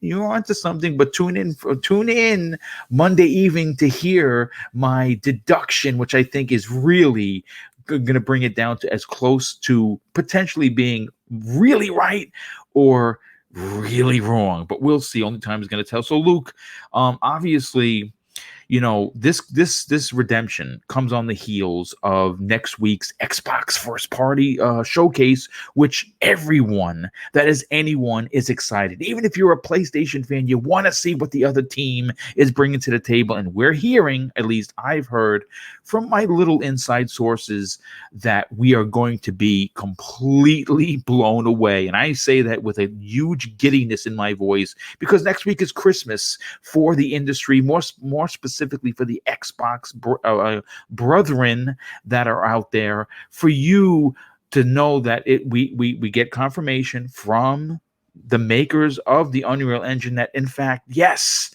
Senua does look this good running on the X, and we're going to get a chance to see this game running next week, potentially. Are you even more excited now? Yeah, I can't wait. I remember reading the I watched the video as well, the Digital Foundry article and video on it, and I can certainly see why they were skeptical of it, because I mean, first of all, it just looks like bonkers. So, I mean, far beyond anything that was out there at the time. But also, I think the initial trailer that they showed was capped at 24 frames per second. Yes, which is something that's typically indicative of something that's pre-rendered or baked offline. And it also had kind of sub weird 4K resolution, mainly owing to the black bars that it used. I'm still controversially, I'm still a little skeptical of how it will look, when I get my hands on it. And I mean that in the sense of how is it going to look, when I take control of Senua and I pan the camera around and I look at her face and I compare that to, the kind of close up in the initial trailer. I don't doubt that it's running real time. I just don't know to what extent it will look like that in game. And I know Epic, I've not seen the quote fully, but if they're saying it's real time, then it is real time.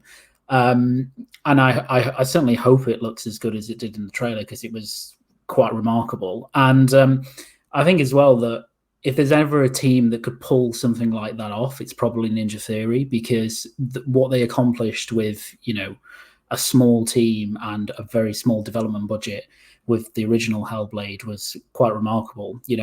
Making that game look AAA, even though the kind of on a budget that small is just it is bananas. Yeah, it's really crazy. So I think the rumors of their team were maybe in the kind of 40-50 person mark for this game, which is by comparison over double. And their budget essentially is going to be, I mean, they probably don't have a budget now. I think that's one of the great things about studios that go and work for, that are acquired by Microsoft, is they don't have to worry about that kind of financial element of it. So I expect it to look, incredible. I really, really, really hope we see some gameplay next week, because if that game comes on and, it does, the kind of, Uncharted transition from cutscene to gameplay, and it looks like it did in the trailer, I will probably fall off my chair because it will just be an insane leap in fidelity for games. I hope the bit I'm wondering about is if it looks that good with, as it does, Microsoft emphasis for first party has been on 60 FPS. Yes, that doesn't to me look like a game that could pull off 60 FPS as well, if it looks like it does in the trailer. Maybe on PC, but let's see. It's going to be interesting either way. Yeah, no, absolutely. As a matter of fact, if it's running in 30, which it potentially could be, we don't know. It means it's a failure. It means it's a failure, and it sucks. It means it's a failure. But according to Jez Corden, a good friend of the show, as a matter of fact, Jez is going to be making his reappearance in one of the upcoming episodes of the Xbox Factor podcast. I am in conversation with him to get that done. I love having his opinion. He would call it hashtag Filmic for the win. And you know what? Listen, I'm going to be honest with you. I know that we all should be demanding more. I want more. Give me 60 frames or death. I get it. But you know what? Listen, it's going to be what it's going to be, and if the game looks that good, I don't think anyone's really going to give a shit. But let's bring Crispy Bomb back into the conversation. Now, Crispy, you obviously are someone that appreciates really good graphics. You're a person that appreciates a strong story, a strong character arc, and you know what? Hellblade has that in spades. And I think, for me personally, as someone that has not only covering the 3 live shows covering the entire industry, I have an Xbox show that I'm very proud of. And it's actually one of my favorites to do because at the end of the day, it's where I lay my head at night. And I like my, emerald green pillow. And to know that, Senua's Saga has redemption, knowing that the game was running on an X and it looks that good for you, are you even more excited to see what Ninja Theory, who's been confirmed to be there next week? Oh, absolutely. I am. When I saw that game, keep in mind, I started on the regular Nintendo, man. I had to I must have watched it 30 times. You gotta understand, you're not gonna see what I see if you're not seeing it in 4K.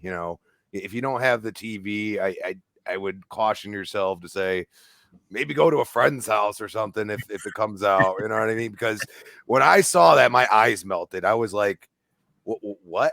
And it does come down to, Unreal at this point is really involved in movies and TV. They use a lot of those assets in especially Disney right now.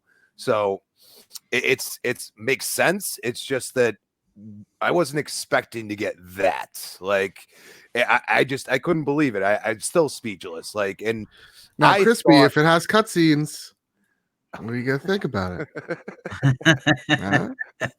You're pretty funny. I said I don't want 10 hours of cutscenes. That's what I said. What if it does? What if it does? What if it has? Then I will have the same. I will keep the same energy.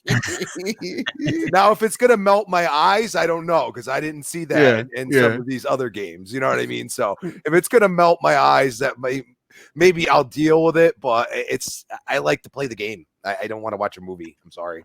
So that's my thought process on that. But yeah, it would be great to see some gameplay. I think we're going to get it, dude. I think we're going to get a good 5 to 6 minute block. And I know that doesn't sound like a lot. Like when you say that 5 to 6 minutes, this is outrageous. Boom. But it's the same thing with the NFL, right? Like you say, there's 5 minutes left to the game. You're like, the game's over. No, because games have been won and lost in 30 seconds of a game. And when you're seeing gameplay for 5 minutes, it will translate well. I think we're going to get 5 to 6 minutes. Again, folks, this is just my opinion. I could be 1,000% wrong, and that's fine if I am.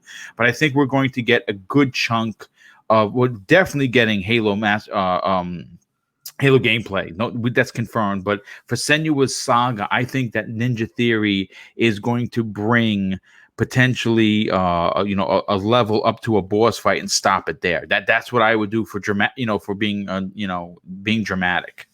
Yeah.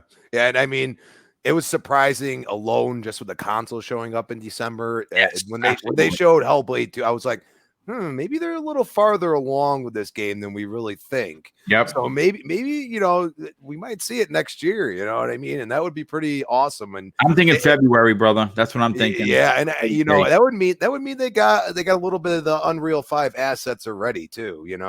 And that's the beauty of what they've done. They've made it much more easy to transition from 4 to 5. So Epic could say whatever they want about their partnership with Sony and this and that.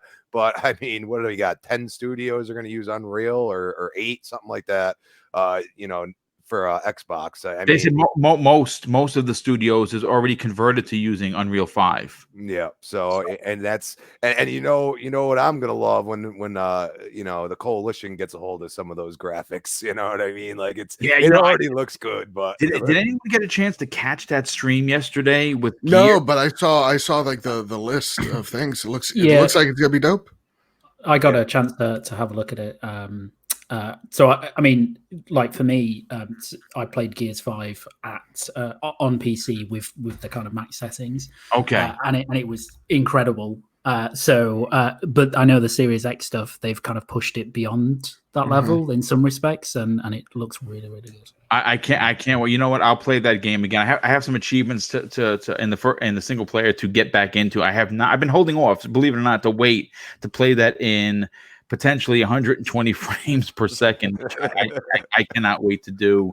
But you know what? Let's bring Joe back into the conversation before your internet takes a shit once again. Hopefully, honestly, who knows? Who knows? Who knows? Joe, listen. This is again. I think what happened is. This is the samurai making you pay. I promised you this would happen by you saying that Famitsu Wave was more like Game Informer. I mean, like IGN. Shame on you, but hopefully you'll duck the ninja stars as they come, because I think a ninja's coming next. Potentially Jin at his worst day. But you know what? Let's talk about this for a second. Obviously, you understand. And you have been privileged to represent Sony, and for the most part, their games are usually gorgeous. Their first-party games are lookers. And one thing about Ninja Theory that we know for a fact is not only are they the masters of making a lot with a little, but we know that their motion capture is probably Hollywood level.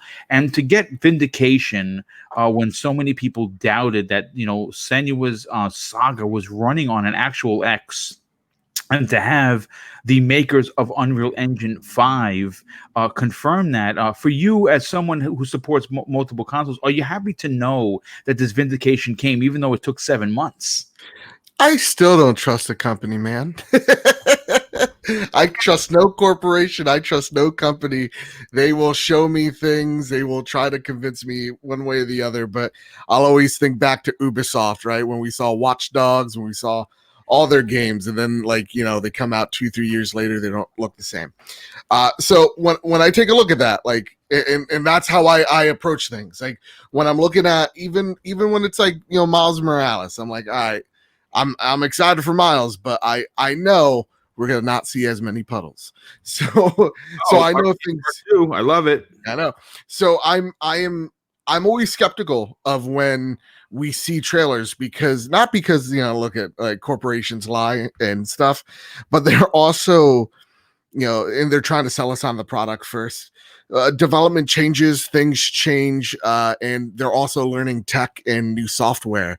And so that comes into play. So when they showed me the trailer of Hellblade Senua's Sacrifice, which is a trailer I still watch, like almost like maybe once a week, I'm still watching her go, "Uma chaka, ooga, ooga, ooga." Yeah. Like, it's awesome. It's really impressive of the tech. Do I expect, though, that to be indicative of what's going to be the gameplay itself? Like, to see that on screen? No. I still view that as like, okay, CGI trailer. Once I see gameplay, that's what I'm going to kind of expect. Because, yeah, like, you could say in-engine, but that doesn't mean, you know, that doesn't mean it is a direct comparison to what it's going to look when the game's running. So, again, I'm excited for Hellblade. I love the original Hellblade, and I think Ninja Theory is an incredibly talented studio, one of the best, one of my favorite acquisitions from Microsoft. But when I take a look at that trailer, I understand why Digital Foundry is as skeptical, because you know, they're constantly breaking the so-called truths or the messaging that so many companies try to peddle, right? And they're trying to actually give you some God's honest truth. So 7 months ago, we didn't know about Unreal Engine 5, and it's a trailer. So I understand why they're skeptical. Again, I'm still a little skeptical. Doesn't mean I think the game's gonna suck. I'm like, okay, I'm still coming in with a empty canvas. Now, if the game ends up being that good looking, that's fan-freaking-tastic. I'm just hoping that it's also fun, because as much as I love the original Hellblade, I did think I didn't like some of the puzzles. I just suck at puzzles. And also when it comes to the fighting was a little bit basic for me. So I would love to see them tackle a more in-depth gameplay and a more Let me skip puzzles because I'm dumb. But yeah, other than that, like, I'm excited. I want to see what this game's going to offer. I do not think it's going to be, we're going to see this game in the next year. I think this is a 2-year out thing. That also depends on if they were developing the ports of these games as well, or if that was done out of the house. So yeah, I'm excited for this game nonetheless. Whether it's going to look that real or not, I'm really excited to see Ninja Theory, because I think they're fan-freaking-tastic. I think there's no doubt we're going to see Hellblade there. I don't have a doubt that we're going to see whatever Project Mara is. I'm just excited. I'm really excited to see what's going to come next week. I definitely feel the feeling I keep getting is like that scene in Civil War where Captain America Sony, and he's beating the shit out of Iron Man, and then all of a sudden, Tony just goes, learn his fighting patterns. He's like, learned. He's like, all right, let's kick his ass. And then he just starts beating the crap out of Cap. That's what I want Xbox to do. And I'm hoping they bring that heat next week. Again, I'm still trying to. Yeah, I'm hoping, but I'm still trying to be also at the same exact time. I'm trying to bury that excitement, trying to be a little realistic, saying, I want them to throw the kitchen sink. I know they don't have to.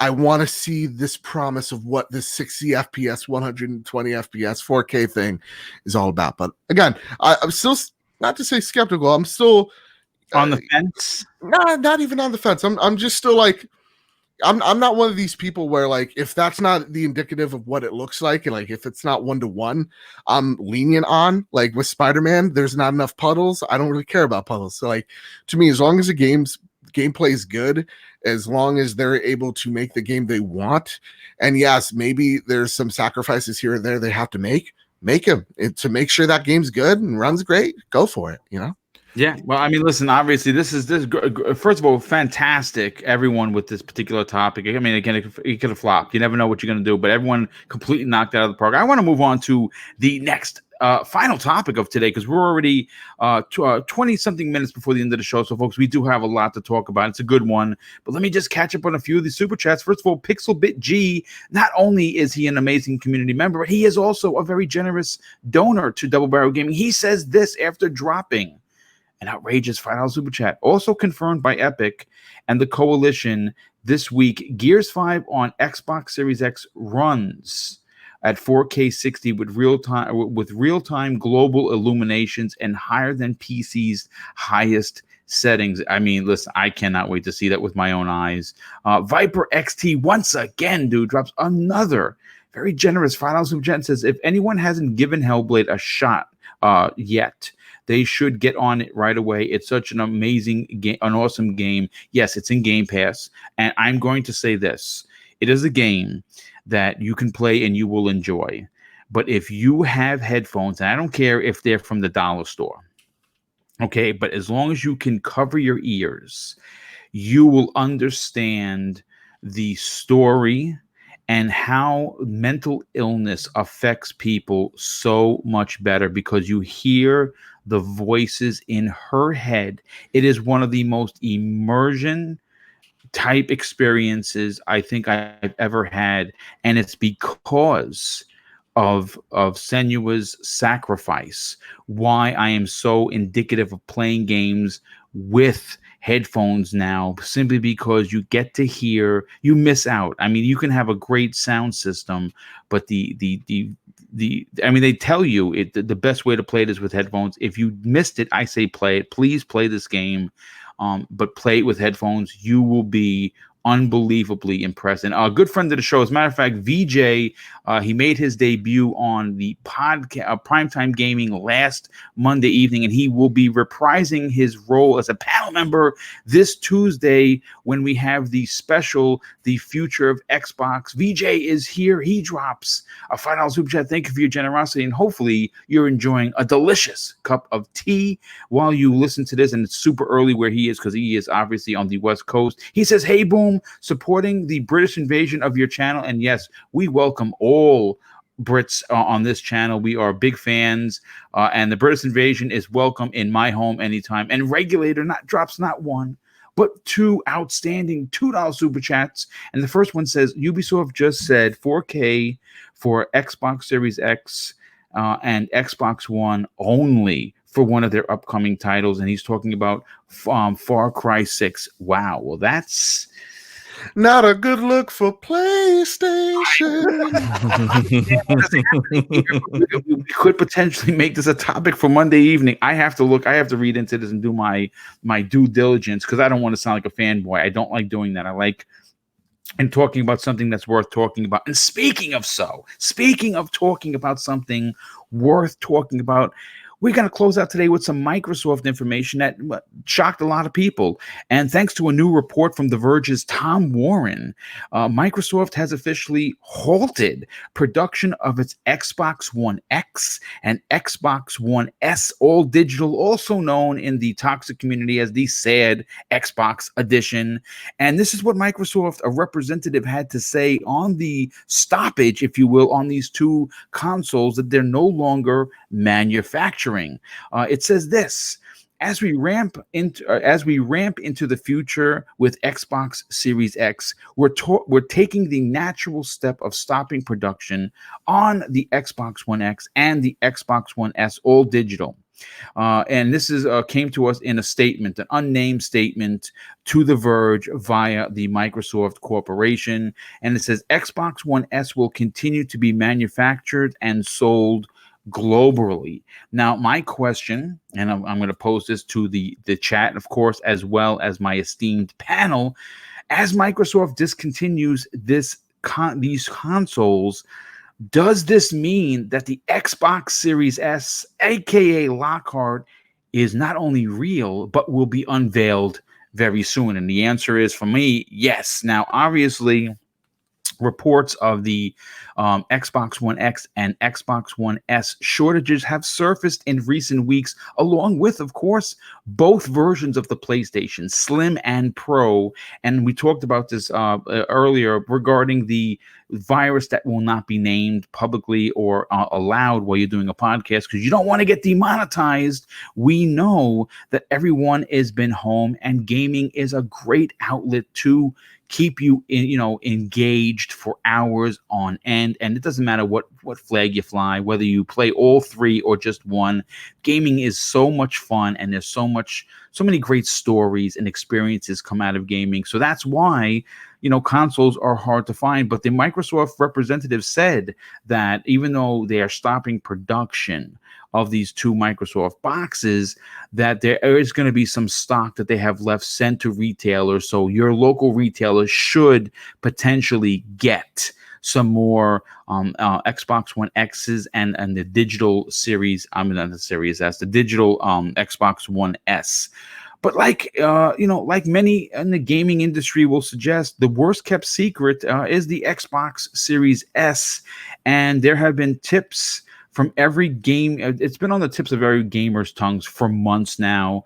And even though we don't have a confirmation from Microsoft officially, we do have word that comes by Windows Central's Jez Corden, who reported that the elusive console was at the take-home stage at Microsoft, and we could see this make a grand appearance along with some really unbelievable information for the rumored August event that's supposed to happen right after Sony's. I'm thinking that because next week, the 23rd, is their first party, the June event that was canceled due to, of course, world situations that were much more important than a silly conference about video games, was moved officially to August. Now, we don't have an official announcement from Microsoft, though I can see that that's going to come potentially weeks after the event from next Thursday. So I'll start with Slow-Mo. Slow-Mo, when you hear that these consoles are being discontinued, it clearly they're focusing on the future, and they're probably stopped making these consoles so they could make more, potentially Series X and also Series S to have ready to go. And from what we've heard, and I heard this from a very good source, they've been in production since early April of the Series X. I can't say for the S because I don't know, but for the X, I know since early April. So it looks like they're ramping up. What are your thoughts on this, dude? Well, it's something that I kind of expected and had been speaking about for a little while now. I figured that they would stop. The only thing that kind of somewhat surprised me is that they're still selling or still making production on the Xbox One S, which I think they probably will stop production on that once the Lockhart is officially announced and people are, it's getting out there into the overall gaming world of what that is. They may stop production on that one as well, but it makes sense. I mean, the Lockhart is a more powerful piece of hardware than the Xbox One X. And if you're still selling that, you're almost kind of undercutting your new hardware. You want to get people over to next gen as quickly as possible. Now, you're not going to rush people, which is the reason why they are selling their first party games on the Xbox One systems as well. But you also don't want to undercut the sales of the Lockhart. It's supposed to be the cheaper option for next gen gaming. Now, even though it's more powerful than the Xbox One X, you have that out on the market, and if it's cheaper and you're producing more units of it and it's cheaper than a Lockhart, you're going to get people who are just going to say, you know what, I'm just going to get there is a segment of the population of gamers that do that. I just get the cheapest thing. Yes. And so they'll just grab that instead of actually grabbing what they should be getting, which is a piece of hardware that has a CPU that's infinitely better than those sorry Jaguar cores, that has a SSD and not a mechanical hard drive. You don't want to be pushing more people into last gen when next gen is starting, and then also kind of making it more difficult for you to kind of disconnect from last gen and start working with a least common denominator in regards to game development on, really pushing game design forward instead of backwards. So it makes sense to me. Yeah, I mean, obviously, when we get into a new generation, it really does make a lot of sense. And what you said is literally hitting the nail on the head. Microsoft is, again, console sales from Microsoft are still important. They're not the main crux of their business plans because of how you're going to be able to play your games next generation. With the confirmation of xCloud coming in September and being merged with Xbox Game Pass Ultimate, they're encouraging people to play wherever they want, but they still want to sell consoles. And I got to be honest, if they can get the S out, if in August they have their own show, or someone actually in the chat had made mention. Let me see if I could find it. I want to just give them the proper shout. Abacab72 actually on the chat had said that Gamescom, digital Gamescom, is next month in August. It's usually it's the biggest show in the world because Gamescom is huge, and Microsoft has been confirmed to be one of those developers and companies that are going to be there, along with I believe Sony's going to be there as well, and maybe they do their shows through the Gamescom mantra. I don't know, but if they could figure out a way to get the S out, I think what you were saying is spot on, especially for the casual market. Slow-mo, most will buy the S and not the X, because the X is probably going to be $500. And if Microsoft can get it to that magic number, $250, $299, it's going to be a really, really big deal. And oh man, Joe dropped out. Hopefully he'll be back. You know what? That ninja's there. I told him not to insult. He shouldn't have did what he did. I mean, what can I tell you? Crispy Bomb, listen, obviously, you're an Xbox first dude, and you are going to get the Series X. Me, I'm buying both. Believe it or not, I'm going to get the S for the bedroom, and I'm going to get the X for the main gaming area. And I don't mind doing that. I don't mind having one digital and one disc, because I'm getting the disc version, even if they offer a discless X. As a matter of fact, if you're interested, I'm getting a PlayStation 5, but I'm not going digital, folks. I'm the old man here. I still have discs, and I will be buying a PlayStation 5, even if it's $500 with the disc drive, because I don't want to paint myself into a corner. But Crispy, when you hear this, am I on to something, so to speak? And that term made popular by the Iron Lords, our brothers, who actually have an emoji if you're a channel member. Who besides who did that for you? Am I on to something? Is the S going to be revealed sooner than later? Oh, I think so. I think they wanted to do it a while ago, but things happen, and the 1X in the sad edition getting thrown to the wayside, as I like to call it, just makes complete sense. You cannot produce all these SKUs. It's just illogical. It's financially irresponsible, and you're completely alienating your new consoles. The 1S, it kind of makes sense if they drop the price even more, just to have it out there for like maybe another year. Because then you can hit at a 3-pronged approach. Because I do believe the 1X, when we had that big sale when it was $300 and it sold like gangbusters, it was like literally I was lucky to get my girlfriend one. I mean, we had to pick one that we didn't even want, but they were so sold out so fast. Like days later, I was like, oh, we should do this now. And good we did, because then I can't even get one probably soon. But I think that was kind of an experiment, personally. I agree. Yes. I think the 1S is going to be $300. I really do. Or the Series S is going to be $300, and I think they'll drop the 1S for a period of time down to like $150. And I think the Series X will be $500.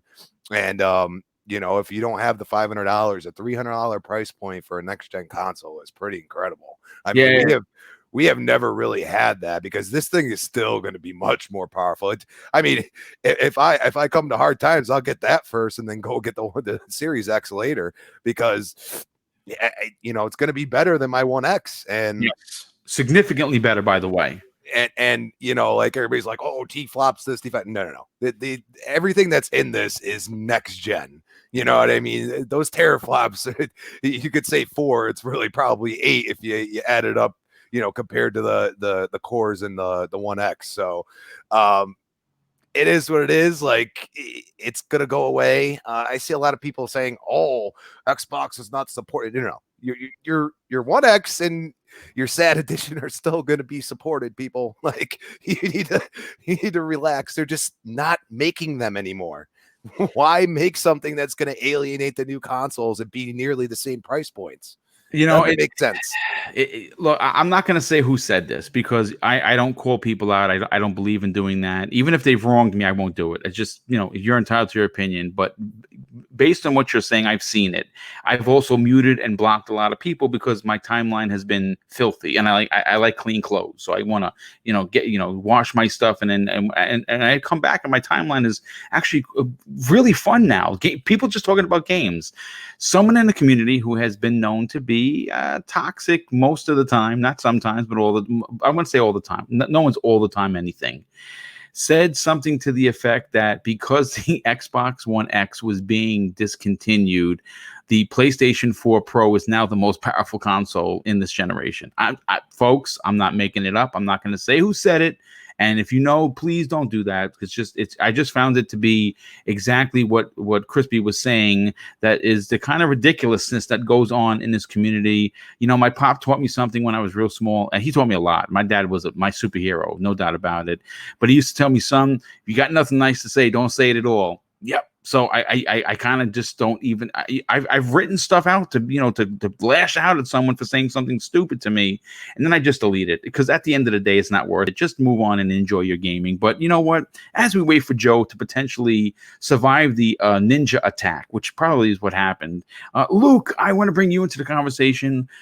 Is there a chance, with the production being halted on both of these consoles, will the S make its grand appearance, and are they doing it to make room to make more Xbox Series S's so they have enough for the launch potentially, obviously, this fall? Yeah, I think it's as you said, it's kind of the worst kept secret in gaming at the moment. It really is. You know, they just need to just acknowledge that it exists and that they'll show more on X8. But yeah, I mean, it's not surprising, and I think other people have touched on the points, but you know, there's kind of a twofold reason why they're doing that, and that's one, because there's no way that Microsoft want to try and advertise, you know, 4 or 5 different consoles at the same time, all of which have kind of similar names, because it's just a minefield. And the second reason is that there's really, for the One X in particular, there's no reason for it to really exist in production anymore when you have the Lockhart, which, you know, is it, you know, in terms of GPU horsepower, probably about the same, if not a bit more powerful, but in every other aspect, you know, a quantum leap. So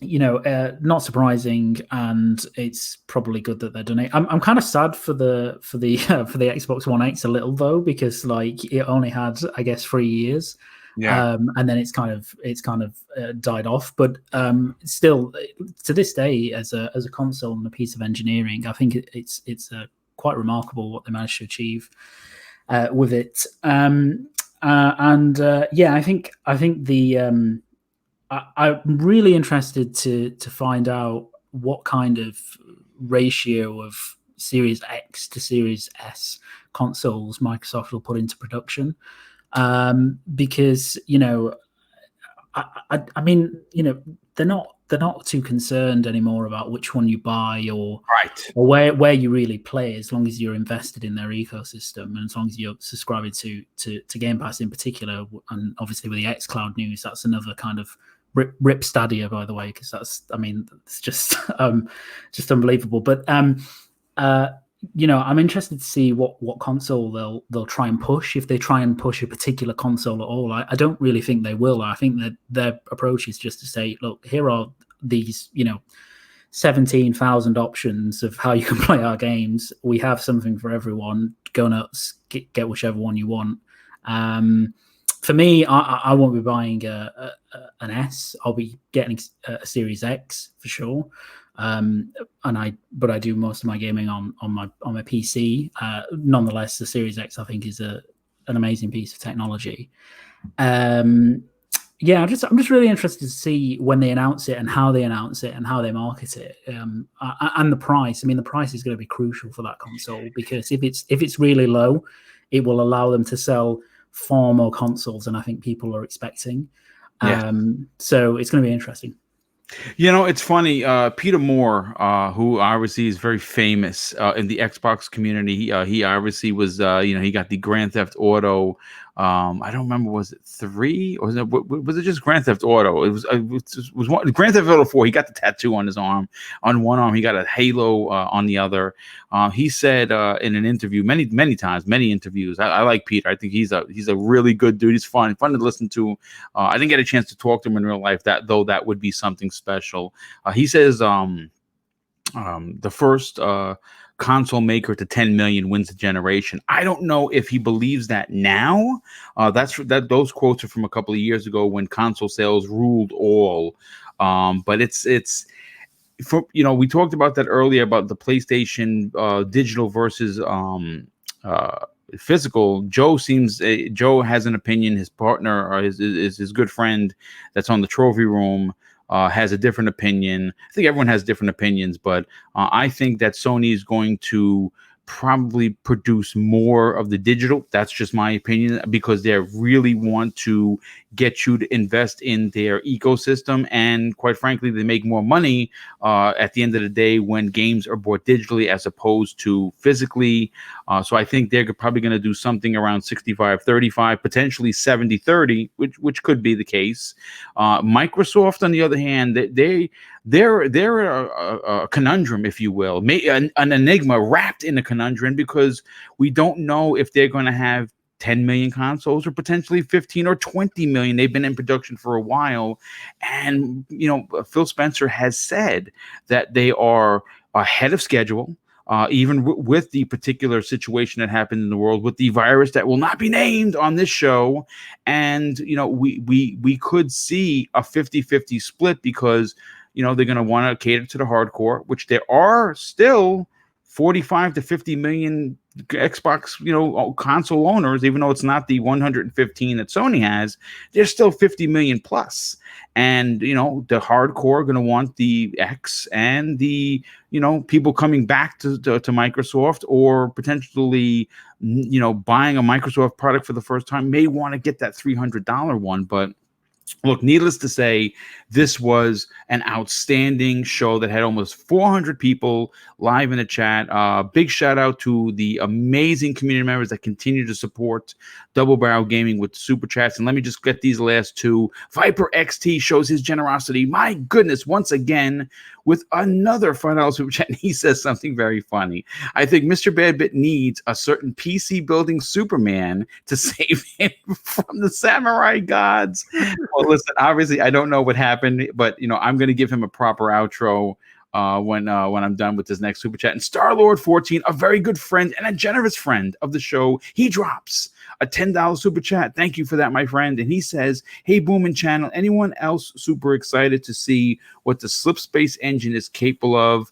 Will it set a new benchmark for visuals, eye candy, and performance? July 23rd cannot get here soon enough." I'm going to say that, based on what has been told to me, and again, folks, I have small connections, we are going to be completely mind effed when we see this running, and it is probably going to be one of the most proudest moments for everyone at 343 Industries, and I honestly cannot wait to celebrate that day with them, because this is a lot of pressure, and there is a lot riding on the Master Chief's new adventure, as well as the $500 million investment into said Slip Space engine.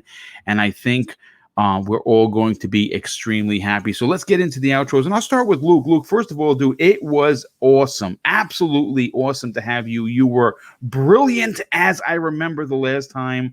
Love what you brought to today's show, and would love to have you on here more often whenever you have a free Friday and you want to hang out in the morning. By God, man, please hit me up and we'll have you back on. Do me a favor, dude. Tell everyone where they can follow you on social media and find out what other things you're up to, including where they can game with you if you choose to put out that info.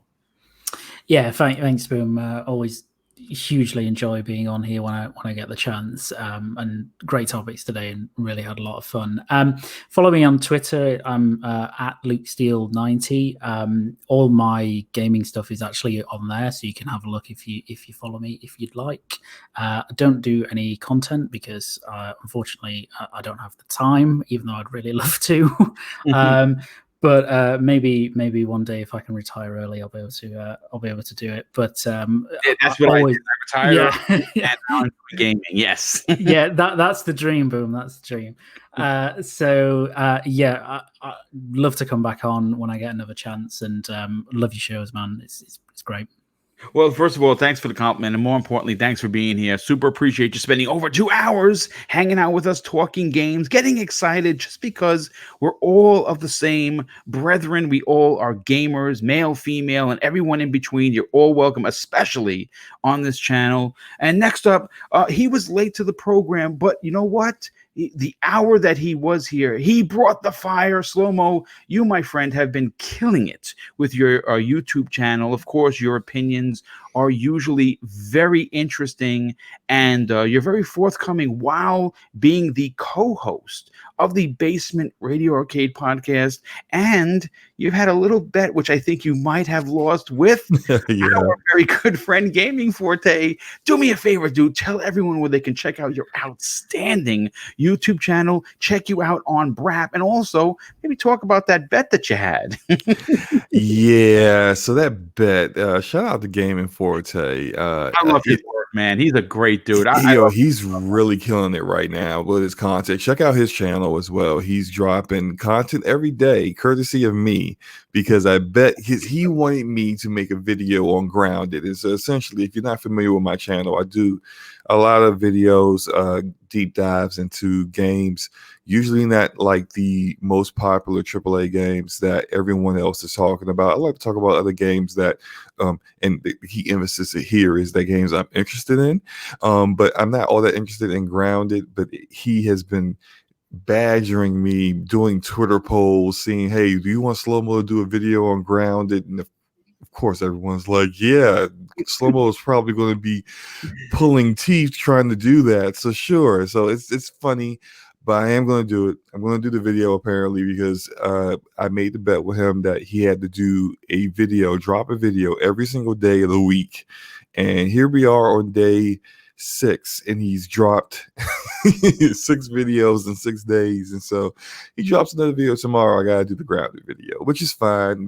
I mean, I've already got it laid out how I'm gonna do it. I'm gonna talk about Grounded. I'm also gonna talk about the history of Obsidian, who is a developer that I've had enjoyed a lot of their games. Deep dives. I think that's really what sets you apart, and it is almost a bloody shame that you're not well over 1,000. Listen, folks, I'll say this: if you are a fan of my work, then you must be a fan of Slow Mo's work, and I highly encourage you to head over and give this dude a sub. And I think you're gonna walk away very satisfied. I agree. Even though it's my content, I do agree. I have a video dropping today. It's going to be about the Xbox Game Studios acquisition pitch, and it gets into their history of not so great publishing in the past, their reputation. Good old Johnny D. Right. And so how difficult it was for them to go from being having a reputation as one of the worst publishers to getting so many of these big time developers who had extensive experience and a lot of talent to agree to be acquired by them, and why it works and what to expect in the future. So I should be dropping that today as soon as I can do some actual work and play work, which is making my videos at the same time. But yeah, it'll be coming out today. Well, listen, obviously, real quick, my you know, obviously, I talk with my wife every day, and you know, she's obviously super invested in the channel. She's ultra supportive of this community and the community of her. And when I said Slow Mo, she goes, "Oh man, I love his icon." She goes, "Because I want to do that to some people almost every day." And my wife isn't violent, but you know what? She works with knuckleheads, and she says that when I said your name, she goes, "Oh, that's the guy with the slap." Yeah, I want to do that. Yo, shout out the graphic guy for the icon. This is actually an actual real picture that I found on the internet, and it just randomly, like Luca wanted me on their podcast. She kept badgering me. She was like, "God, come on, Scumcast." But she's she's very persistent. I couldn't resist, so I said, "Look, I don't have an icon." She was just like, "Just choose whatever." And so I just literally just went on Google and wrote backslap, and this is the first picture that popped up, and I said, "Hey, this is going to be it." And then after a while, she was like, "You know, you need to actually get a real icon," because she was tired of seeing that picture. So hey, I had graphic god just actually, you know, draw this out, so it's the same thing. So his talent's unmatched. Obviously, you know, he's done all my work. I highly recommend you going over to xboxgamerpicks.com. And his work is great. But you know what I love about Jay is the fact that he is really a part of this community. And yes, he has a business, so he's in it to make money, but his prices are affordable, and the way he handles himself on how that could be done, whether it's in pieces or not, is amazing. And you know, if you don't want to go over to the website, hit him up on Twitter. It's at graphic_god. Tell him Boomstick sent you, and get yourself an original picture made. He's done all my work, and he's highly regarded. And speaking of which, the Crispy Bomb, you work with Jay on a regular basis on a little podcast that needs certainly more eyes and ears, known as the Retro Renegades. You yourself are not only on Breakfast with Boom, but you're also on the next podcast as well. So you are extremely busy when you're not chainsawing the hell out of the people that cross your path path in Gears. Do me a favor, dude. Tell everyone where they can follow you on social media and potentially get cut in half by you. Awesome, Boom. A great chat today. You guys are awesome. It's at Crispy Bomb on Twitter. Yes, you can find me on the next podcast tomorrow night, 7 p.m. You can find me Tuesday nights, Retro Renegade, 7 p.m. This week, I think it's going to be on Graphic Gods, but Flamish is getting ready to host for the first time. So, nice, dude. Yeah, nice. So we're gonna eventually. It's probably going to be Super, Graphic God, and Flamish, 3 hosting, each switching every week. So okay, nice. Yeah, so it's pretty cool. We did a test stream. He's got it pretty well set up. So we're almost ready to roll with that. And yes, Breakfast with Boom on Fridays, and next week's gonna be even busier because I will definitely be Thursday night 8 p.m. with you and that amazing panel. And you're on Monday, as a matter of fact. Yes. Yeah, Monday also. Yes. So yeah, it's gonna be a fun week. Can't wait. Xbox better bring it. X gonna give it to you. Come on, let's go, Phil. Yeah, so Killer Phil is going to bring it to the table. And real quick, obviously, he couldn't come back. Hopefully, he's not dead. And that, of course, is Mr. Badbit. You know him as the representative, a proper representative of PlayStation Nation, who, at the same time, enjoys Xbox. As a matter of fact, he probably plays Halo certainly more than some of the Xbox fans that I know.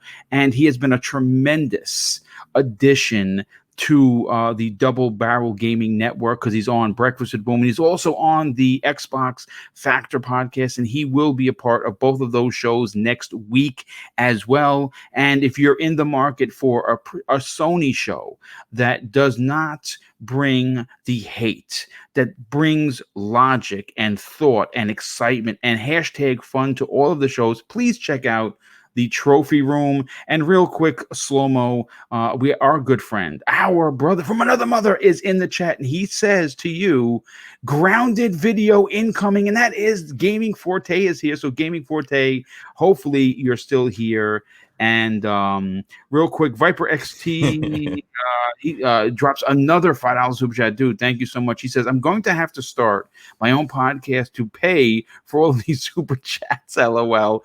Great show. As always, hit that like button, everyone. Well, thank you for your generosity. And LMNOPO, hey, dude, thank you so much for hanging out. I know you were in the chat, and I apologize for not saying hello. He drops a $5 super chat as we get on out of here. Says, wish you and the panel a great week and cannot wait for all the shows next week. Well, thanks, dude. Super appreciate your support. And look, folks, if you are looking for content and you are not subbed to this channel, I'm not going to say shame on you. I'm going to say give me a chance to wow you. Next week is, as a podcaster, I haven't made even 3 years yet, is going to be the busiest week I've ever done. It's so busy that I don't even know if I'm going to have time to play games. Which is why Ghosts of Tsushima being delayed a day doesn't kill me, because I can really get into my writing fields, if you will, and get a lot of these shows in pre-production.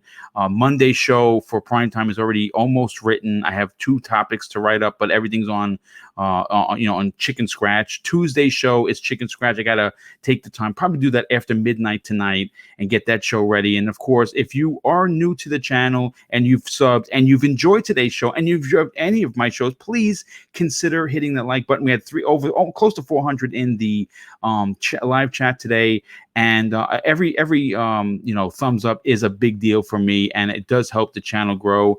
And obviously, we're going to close out today's show with something that my dad taught me. It's important to me. Hopefully, it will eventually be important to you. He used to tell me this very simply: treat others how you want to be treated, and also, it doesn't cost anything to be nice. You live by those rules, and I can guarantee you, you're going to have an awesome day. So take care. Enjoy your weekend gaming on whatever you play on. And we'll see you next week on the newest episode of Breakfast with Boom.